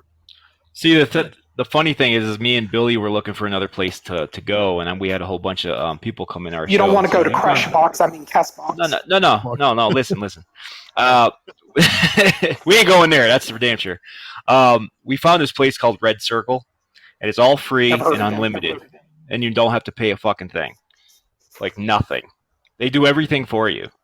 So I mean, we were thinking of that, but I mean, I'm not gonna do anything because I'm paying, so I'm gonna wait till the end of October till when I don't have to pay, and I might switch just to check it out. Dude, but I'm so immature. As soon as you said Red Circle, my mind went right to Circle Jerk. So I don't know why. My mind went. Well, you'd be a welcomed addition over at VOP Empire as well, Chuck. You and Billy both. Oh, I know. We're just looking around because I'm sick of. I mean, you get money there too. They'll offer to get ads for you and everything, and they'll pay you for it. They take barely any money. Podbean takes a lot more than what they're giving you. I see homeboy asking. So Chuck, how much are you making on Podbean a month? Yeah. Not enough. Not much at all. At all. I make my membership. That's. I mean, I'll be honest about mine. It's probably. I'm gonna probably make like $22 a month. Yeah, I'm trying to think what I've made maybe total since I've been here. I've been here since March. I've published out. I think this is my 189th show that I'll publish out today. And I'm trying to guess. I think with all the engagements and gifts I was given and all that stuff, maybe I don't know, maybe $800, $1,000 since I've been here, somewhere around there. I mean, again. Well, we've been here since October 28th, and we made $1,600. Yeah, so maybe I don't know exactly. It may be more. I haven't, because I get automatic deposits to go into my account, so I don't really pay attention to them. So it might be more, but somewhere in that ballpark. So you figure for all the shows that are on, we're all making maybe $1,000, $2,000, maybe newer shows $500. So not very much. Oh yeah, we make nothing, dude. Yeah. We make no money. We make no money. Yeah, it's not much. It's not much to do anything with. I mean, it's just you might as well just say it's basically like peon money you're being paid by Podbean in terms of we're all elephants. Being donations you get. We're all elephants. We work for peanuts. But I mean, if you guys want to, man, you should check out Red Circle. I already signed up. I mean, I signed up. I didn't switch because you can switch from Podbean and then have everything go to Red Circle. I mean, check it out, man. It's actually pretty cool. It's free. You don't have to pay a damn thing. I mean, I think you can if you want to, but I mean, it's already unlimited. There's no reason to fucking pay. I mean, what's the point? Do they have the live studio and stuff? I think so. Yeah. I haven't like gone right into the caller feature. Yeah, I haven't gone into everything. So I'm sure DeVito and Cummings and Slightly would probably check it out and see what they think about it, even though the commitment to VOP Empire is still in place. No, for me it is. But for me, sometimes I like the live studio, but other times when I just want to talk, I like doing just a recording. So I do both. I mean, I've published, I don't even know how many shows that have just been direct publishes as opposed to going live, because there are certain times I just don't feel like dealing with call-ins. I'd rather just kind of say what I want to say and get it over with, I know my wife says that to me. Do what you're going to do and just make sure it's over soon. So I know this is oh, man. I've been married for too long, man. Way too long. So I didn't ask you guys. We were talking a little football earlier. I don't know if you guys are, I know Cummings, you're a football fan. Who's in the Super Bowl after today? Yeah. Do you think it's going to be Brady, or is Rodgers going to beat him, or are we going to have Buffalo or Kansas City? Who are the two teams that go on? I think and hope, because I'm a Green Bay fan. I've always been a Green Bay fan, but I mean, Rodgers has had luck against Tom Brady when he went against him against the Patriots. He kicked his ass, but I mean, anything can happen. I mean, I'm picking Packers Chiefs. That's what I'm picking. I mean, in that game now, Tampa Bay does not have a great pass defense. I mean, obviously, you got Aaron Rodgers that can throw the ball, but I think the one mistake that Green Bay could make is if they completely abandon running the football today. I think that you still, I've explained this to my kids. I don't know if any of you guys played football, but the one thing I've always said to my kids is, when you watch a game, if you haven't played, then you don't understand the importance of an offense running the football. I was a defensive tackle for 11 years, including, in college. And when you have an offensive line that comes out running the football, I mean, it's not just about establishing the run. It's about the offensive lineman firing out and beating the living snot out of you and talking trash to you while they're doing it, beating you down when you're down on the ground, giving you the elbow, just beating the crap out of you. When you have a team that comes out and they can run the football and they run it down your throat, and they have a nice long 8-minute drive, as a defensive lineman, you sit back and go, motherfucker, this is going to be a long fucking game. And I don't think the Packers are going to not run the game, because Aaron Jones is fucking brutal. Tampa Bay's got a good run defense, though. They've got probably one of the best run defenses in all of the NFL. That's the area where their defense is good. The defensive backs, I think, can be beaten, but I think that they need to hopefully continue to run that football. So we'll see what happens. Hey, Lady Me, they don't have a Lady Me, welcome. The problem with Tampa Bay, and the reason I'm going with the Packers, is because Tampa Bay has like no fucking offensive line. Like they can't pass block at all. No. Well, the only good offensive lineman they got is their center, and he's actually pretty good. That's it. Everybody else, terrible. Well, I was happy in last week's game. They started to run the football a little bit against New Orleans, and I said that to my kids in the first half. I'm like, Brady cannot pass every down with this team. If Brady continues to pass the ball, his offensive line he's going to get hit and hit. With his team, they have to establish the run. If you see Tampa Bay successful running the football early in that game, then I think Brady's going to have a good game, because then he's going to have time in that pocket to throw the ball.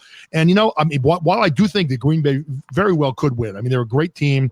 Rodgers is a great quarterback. You can never count out Tom Brady in a big game. That's what's scary. You just can't do it.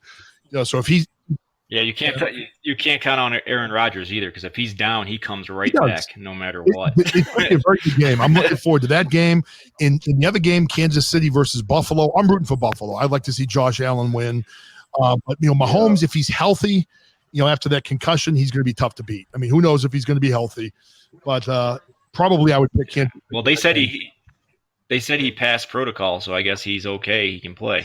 Well, I don't know about that though, because it's just like when we were watching Bama last year. They cleared Tua for the big showdown with LSU, and they said, "Oh, he passed protocol. He can go out there." Man, dude, it's scary, man. There was no way that Mahomes was not going to play in this game, even if he had a severe concussion. The NFL and he and the team were going to sidestep the concussion protocol.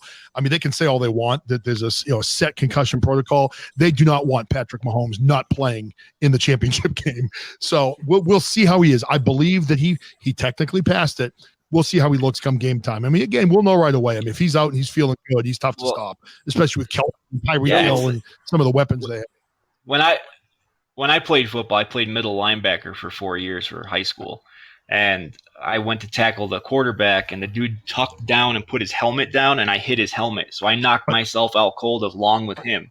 I got fucked up bad. So I came in the next game to play. I couldn't do it. I just couldn't do it. I was like, I'm so fucked up. I can't do it. I'll tell you what was it's scary. The defining moment in my football career was freshman year in college. I was a freshman at University of Rhode Island, and I ended up still playing after this, but we were doing a defensive line drill, pretty heavy hitting drill. And one of the senior nose tackles right in front of me broke his neck on the field. So he literally broke his neck and he was paralyzed on the field. And the coaches just took us and moved us down the field and continued to do the drill, which, none of us really felt like doing after we saw a guy break his neck right in front of us. I mean, they literally came out, put the halo on him, put him in the ambulance, took him away, and all that stuff. Luckily, down the road, this guy was okay, and he was not paralyzed permanently, but he never played football again. But when you see injuries like that happen right in front of you, and I mean, God knows how many concussions I had over the years. I mean, back when I played, there was no concussion protocol. Yeah. It was basically like, No. he had his bell rung. Do you know your name? Yeah, it's John DeVito. Okay, get back in there, son. You're good to go. Yeah, exactly. They give you the smelling salts. Go right on in there. Okay, Get back okay. in. Did you Fucking wobbling. do either of you, because I played too, do either of you get massive migraines out of out of nowhere? Absolutely. And you know what they're saying I would that get is? migraines if there's sudden changes in barometric pressure, or if I slept wrong the night before. I've got what the doctor told me was about a year ago I started having massive migraines and I started passing out. And the doctor looks at me and he goes, you could have CTE. And I said, well, how do you diagnose me for it? And he goes, I can't. And I said, why? He goes, I can't diagnose it. You're dead. Yep. I worry about that. I mean, again, you think about the position I played. I played for 11 years as a defensive tackle. You get your head pounded on every single play. And, there are times where I mean something, but I say the wrong word or whatever. And I think sometimes that there was, I mean, to get hit in the head, I mean, God knows how many times, 50,000 times over the course of 11 years. Mm-hmm. I mean, there had to be some type of damage that was done, to me over that time. And, to the point where, my two youngest boys do play football. If they decided not to continue on, I would not be heartbroken. It's a very violent, rough sport. But it's a fun sport to watch. It's a lot more fun to watch it than it is to play it. You guys agree with that? I mean, I did like it. I think the funniest thing ever happened in when I played high school football is there was this girl that wanted to play and she wanted to be a wide receiver, and I kept telling her, I was like, you're gonna get fucking rocked because you're a woman. They're gonna deck you so hard you're not even gonna know what's coming to you. And she's like, I highly doubt it. So they made these special pads for her to protect her chest. And I went out there and I was the cornerback. So basically they wanted me to hit her. So I hit her and she quit. So she was like, I'm done. I was like, why? So she was like, because you fucking hit me too hard. I was like, you're going to get hit harder than that. Are you kidding me? I'll tell you right now, dude. Fuck that. If my daughter was going to play football, I would tell her there were two positions she could not play. Number one would be wide receiver, just the name alone. And the other one would be tight end. I don't want her to play wide receiver or tight end. Maybe a tackle or quarterback or something like that. But, I mean, for a girl wanting to go out to be a wide receiver, I think at that point, even the coaches are like, really? Oh, man. A couple years ago, LSU had a girl that was wanting to. She was going to be on the kickoff team. She was going to be the kicker, and she was going to be on kickoffs. And they asked Saban the week before the game because she was going to start the Alabama game. They asked Saban. They said, "How are you going to handle her?" And this was like 4 or 5 years ago. And this was when Les Miles was still the head coach at LSU. He goes, I'm going to tell my guys if she goes to make a tackle, rock her like you would anybody else. And she quit. She quit. Mm-hmm. She quit 30 minutes after he said that comment. I mean, again, for me, I personally, if women can play football against men, if they're good enough to play in college, if they're good enough to play in the NFL, let them play. Why not? I mean, it should be about the best talent. It shouldn't be about what your gender is. But if you're going to put that helmet on and you're going to put those shoulder pads on and you're going to go out there, be prepared. It's not a tea party. It's you're going to go out there and you're going to get the shit beat out of you. It's a rough sport, And it was funny. I got to mention this comment really quickly. This is funny. You all know my daughter, Caitlin. Caitlin was a very good softball player. She played travel softball for a few years, and then unfortunately decided softball was not her thing. Kind of broke my heart because I loved coaching her and going to the games and whatever. But she was a pitcher and mostly a first baseman. So there was one game where she and the catcher went out to the pitching mound, and then all the girls in the infield came in to talk. And I was one of the coaches. The umpire goes out. He goes, ladies, he was like really old, probably like 75 or 80. Ladies, this is no place for a tea party, he yells out. You could see every girl in the field give him like the biggest eye roll. The mothers on the sidelines were giving him eye roll. So the tea party comment was not too welcome. these young ladies in travel softball who play like all year round, but it was so friggin' funny. I mean, I remember, I think I was the first base coach, or maybe I was in the dugout at that point. And I remember just going, "Oh, I shouldn't have said that, dude." He had all the girls turned against him at that point. Well, of course, my daughter Caitlin comes off. She goes, "Did you hear that comment about the tea party?" I'm like, "I heard." I'm like, "Give him a break. He's old. Cut him a break." Yeah, it was fun. We ran the spread in high school, and we were one of the first teams that started running the spread. Nice. And I played defensive line in the 8th grade. I knew I liked you for a reason. I come in the 9th grade, John. This is the craziest thing. I come in the 9th grade. Nobody recognized me because in the 8th grade I was like 5'5", and I was a really fat kid. But I come in the 9th grade and I go into the team meeting and I'm 6'1", I'm 200 pounds. I look good. And the coach goes, "Have you ever played quarterback?" I said, "No." Well, the coach at the time, he was like, "Okay, well, let's try this." And I had a buddy, man. This dude could fly. And we had this guy named Michael Abernathy. He was a running back, too. He was recruited by every major college in the United States, like USC, Notre Dame. Everyone wanted him. But the kid couldn't leave drugs alone. And what happened was we started running the spread and the read option. Dude, that was the tough. I like power football so much better because power football to me was easier because I got fucking pounded. Oh yeah.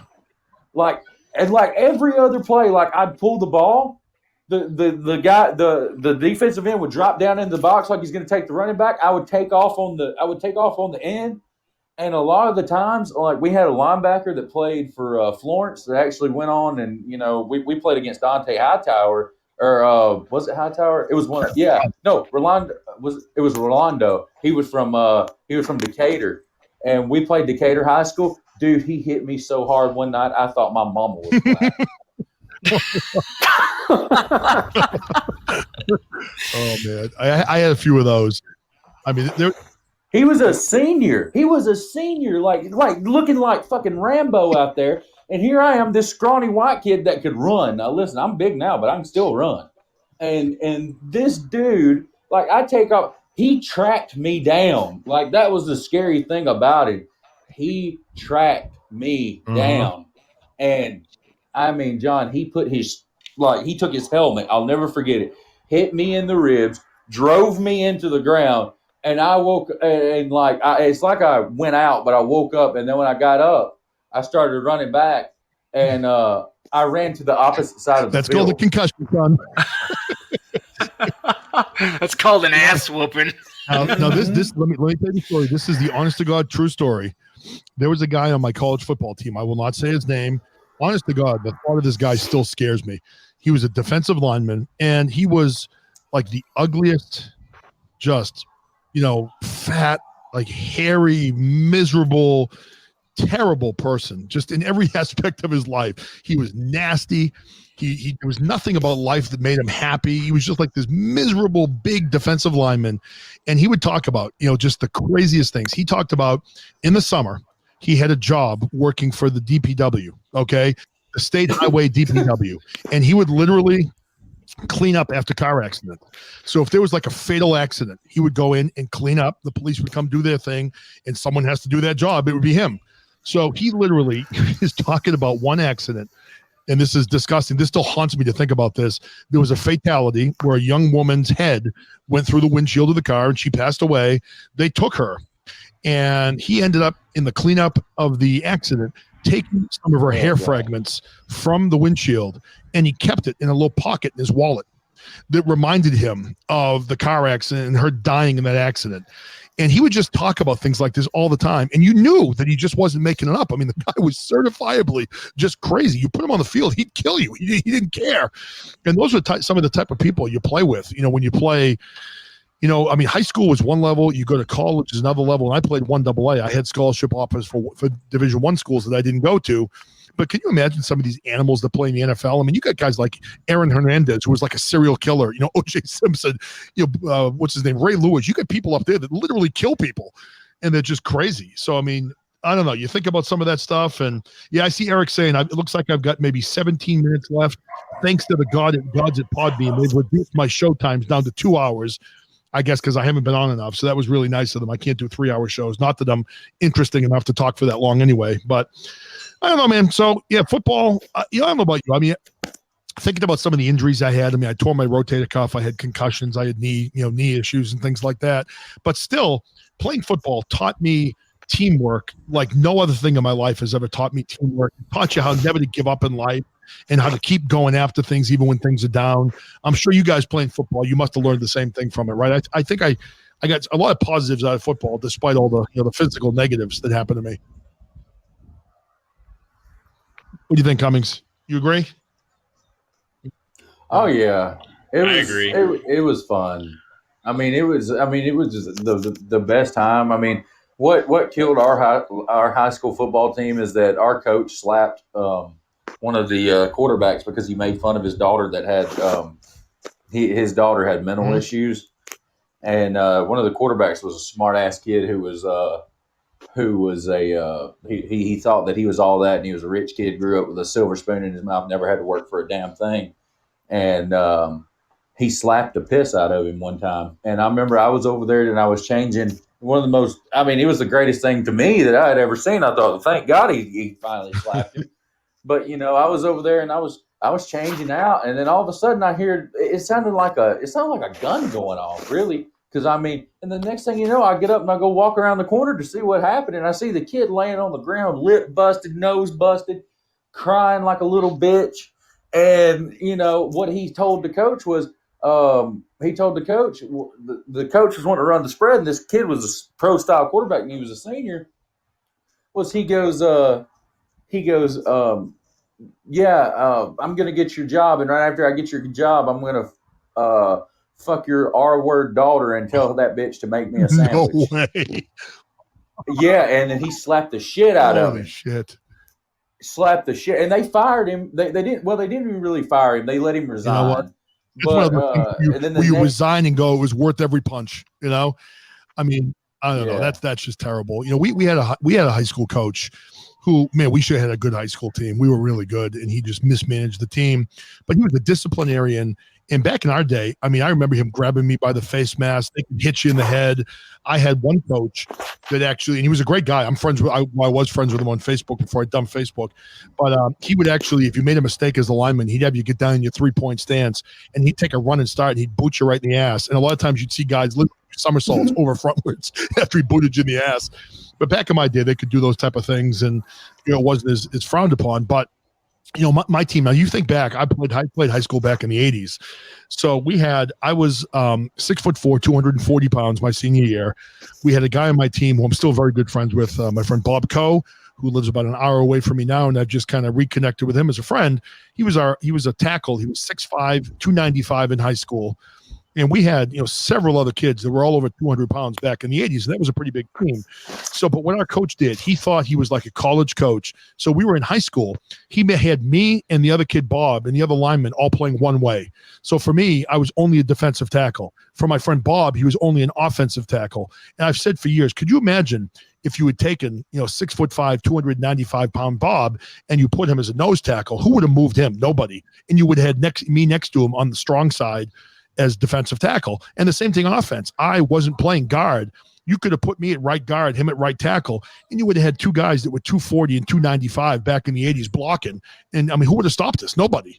But he just completely mismanaged that team. And we still talk about it now that we could have been so much better. I think we were like maybe 6-5 that season. I mean, we should have been like, 10-1 or 11-0, and he just completely screwed us. And then actually, I think we only played 10 games that year, because that year we had a big snowstorm, and my Thanksgiving Day football game was actually snowed out, the last game of my high school career, which absolutely sucked. But let's see, I see people talking down in the chat. Man, have you been on Podbean for that long, Chuck? 8 years? Chuck, you still there, man? I'm here. I just muted. Sorry. Yeah, I've been on here Thought for you 8 masturbating years. again, didn't I? Yeah, I was just trying to squirt it out fast. Trying to get you it gotta out have quick. that sock or that towel ready, when you finally get it. It's when Cummings talks, I get excited. Well, I know it's the name too, Cummings. You look at the name, Yeah, it gets exactly. me Yeah. going right away. He's got that deep voice, he's got a sexy voice too. I don't know something about him. So let's see. Yeah, I've been here for 8 years, man. It's fucking ridiculous. That's crazy. So I'm a newbie, only being here since March, right? Of course, Yeah, I'm a grandpa. Well, Slightly Serious Show has been formally on since May of last year, but prior to that, he went by the persona of Pit Boy JJ. I think probably I don't know how long he was on there under the Pit Boy JJ name before he became Slightly Serious. Yeah, he's got a good show, man. He's got a good following now, good show, and there's a lot of good shows on Podbean. And the old man before he spun off to do his show with Dina Joe and me in the mornings, he was part of like the Dreadnought 928 franchise. Really? I didn't know that. I didn't know Old Man was part of that. Mm-hmm. And then he started. Well, that's his son, Rich. I did not realize that. I don't think I think you've probably told me that, but that's my 57 concussions that allow me to forget everything. And Ralph, I think he said he's been on Podbean since about 2016, give or take. I saw that. And then Brian and Rebecca have been here since January of, I think, last year. And one of the first people that Brian and Rebecca met here on Podbean was Pod God. God rest the soul of Aaron Jones. Yeah, he was a good guy. We've talked about him before. For some of the newer people coming in here, you probably don't know who Pod God was. He was a very popular podcast. Well, Chuck remembers Pod God. I know Chuck does. I'm thinking some of the listeners that are in the. I was one of his. I was his third guest. It was Glenn and his girlfriend, and then it was me. So me and him become real good friends. Well, it's funny. He and not Looney. Or somebody else. Christina. No, it was Christina. It was Christina and Glenn. When Glenn and Christina did random cuts. Yeah. Pod God was a very good football player. He was a college football player at a Division I program. He and I talked football a lot, and he would come into. Remember, we used to have a lot of the horror movie shows. We need to go back to a few more of those. The big horror movies. We haven't done one in a long time. We need to. Maybe we should get on your show sometime and do like a horror movie version of the Chuck and Billy. Well, me and Billy. We did a show the other night. We started talking about like true crime stories and shit like that. And me and Billy were thinking, because we like that shit so much, that we might do like night cop mysteries or something like that. So you have to let me when you do that. Yeah. And hey, for all you out there, we got like 8 minutes left in the show. Podbean's cut me off in 2 hours. If the show ends immediately, that's why. And maybe y'all do. Maybe. Well, why don't we start to wrap it up, Eric? Why don't you read off who's coming on? Do your promos. Well, typically, Chuck and Billy's Not Your Cup of Tea can be heard Mondays, Thursdays, and Fridays at 8 p.m. Eastern Time, unless y'all are deciding to do it 5 nights a week now. Then mornings at 6 a.m. Eastern Time, you have the Ralph Williams podcast. And he's got an awesome show. And then the Chit Chat with the Old Man at 10 a.m. Eastern Time. And on the Podbean and VOP daytime schedules, you have names like Just Another Day in Paradise, as well as Cummings Is Culture and Wolf's Real Talk Radio and Brunch with Truly over on VOP.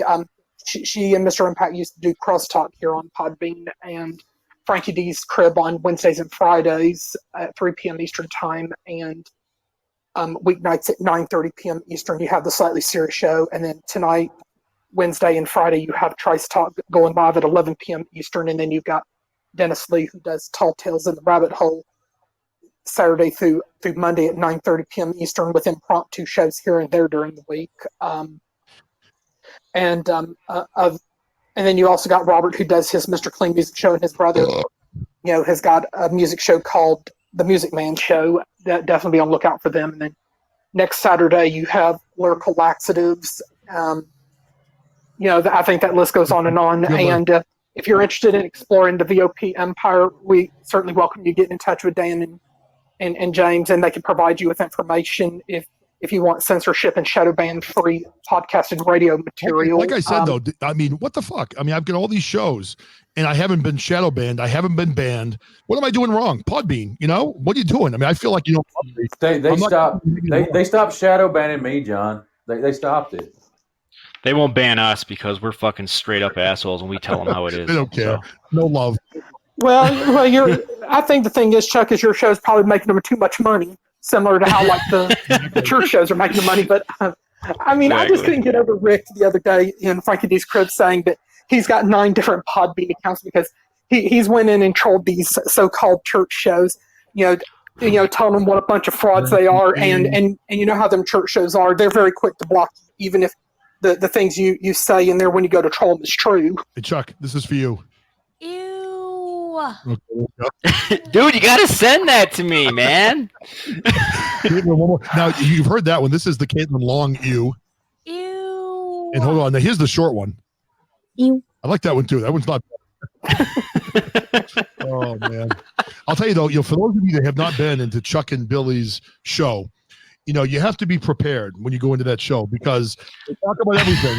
And usually after they talk about things, my wife listens with me. And usually shortly after, well, I think I have a recording going on here. Is it my wife and I after Chuck and Billy's show? I think it might be. No, I accidentally played a recording of my wife and I after Chuck and Billy's show the other night. And this is kind of what happened for us the other night. Yeah. Oh, because we were talking about all those things. Well, and other shows on it, Impromptu Times includes Lady Me's A Day in the Life of Me podcast, as well as Lyra's Communication Station and Pink Squirrels, whose podcast is this anyway show. Eric, what are you doing to her? I ain't doing nothing. Cummings, is that you? Give me a minute. I'm almost done. Wow. I'll tell you one thing. Put the horse up. Get the horse I'll off tell of you right her. now, that's definitely not my house. Yeah. It's not me. I never elicit that type of response, unfortunately. Oh, God. It's more like this, huh, John? Okay, you done yet? Watch. Damn. Wrap this thing up, huh? All right, man. All Do right, your guys. job. Hey, thanks for everybody coming in the show today. Sorry to add on that disgusting note, but I am what I am. So thank you for coming in. Exactly. Well, look forward to more Get to Know Your Podcaster interviews and more freestyles coming up very soon. Love you and God bless you, everybody. We'll talk again soon, and let's keep the conversation Enjoy going. my new exit music, which I love. Let's see if it actually plays. There we go. All right, there it goes. All right, everybody. Take care now. Later. Later, man. See ya. And this show we'd like to dedicate it in loving memory to Keith McGivney, 1963 to 2021, a trivia and music legend. I turned the music down for you. Go ahead and say that again. This episode of the John DeVito Show is dedicated in loving memory to trivia and music friend Keith McGivney, who lived from 1963 to 2021, but his legacy will live on. Absolutely. Prayers to the family. It's very, very sad news. Thanks for coming in, Eric. We'll talk to you next time.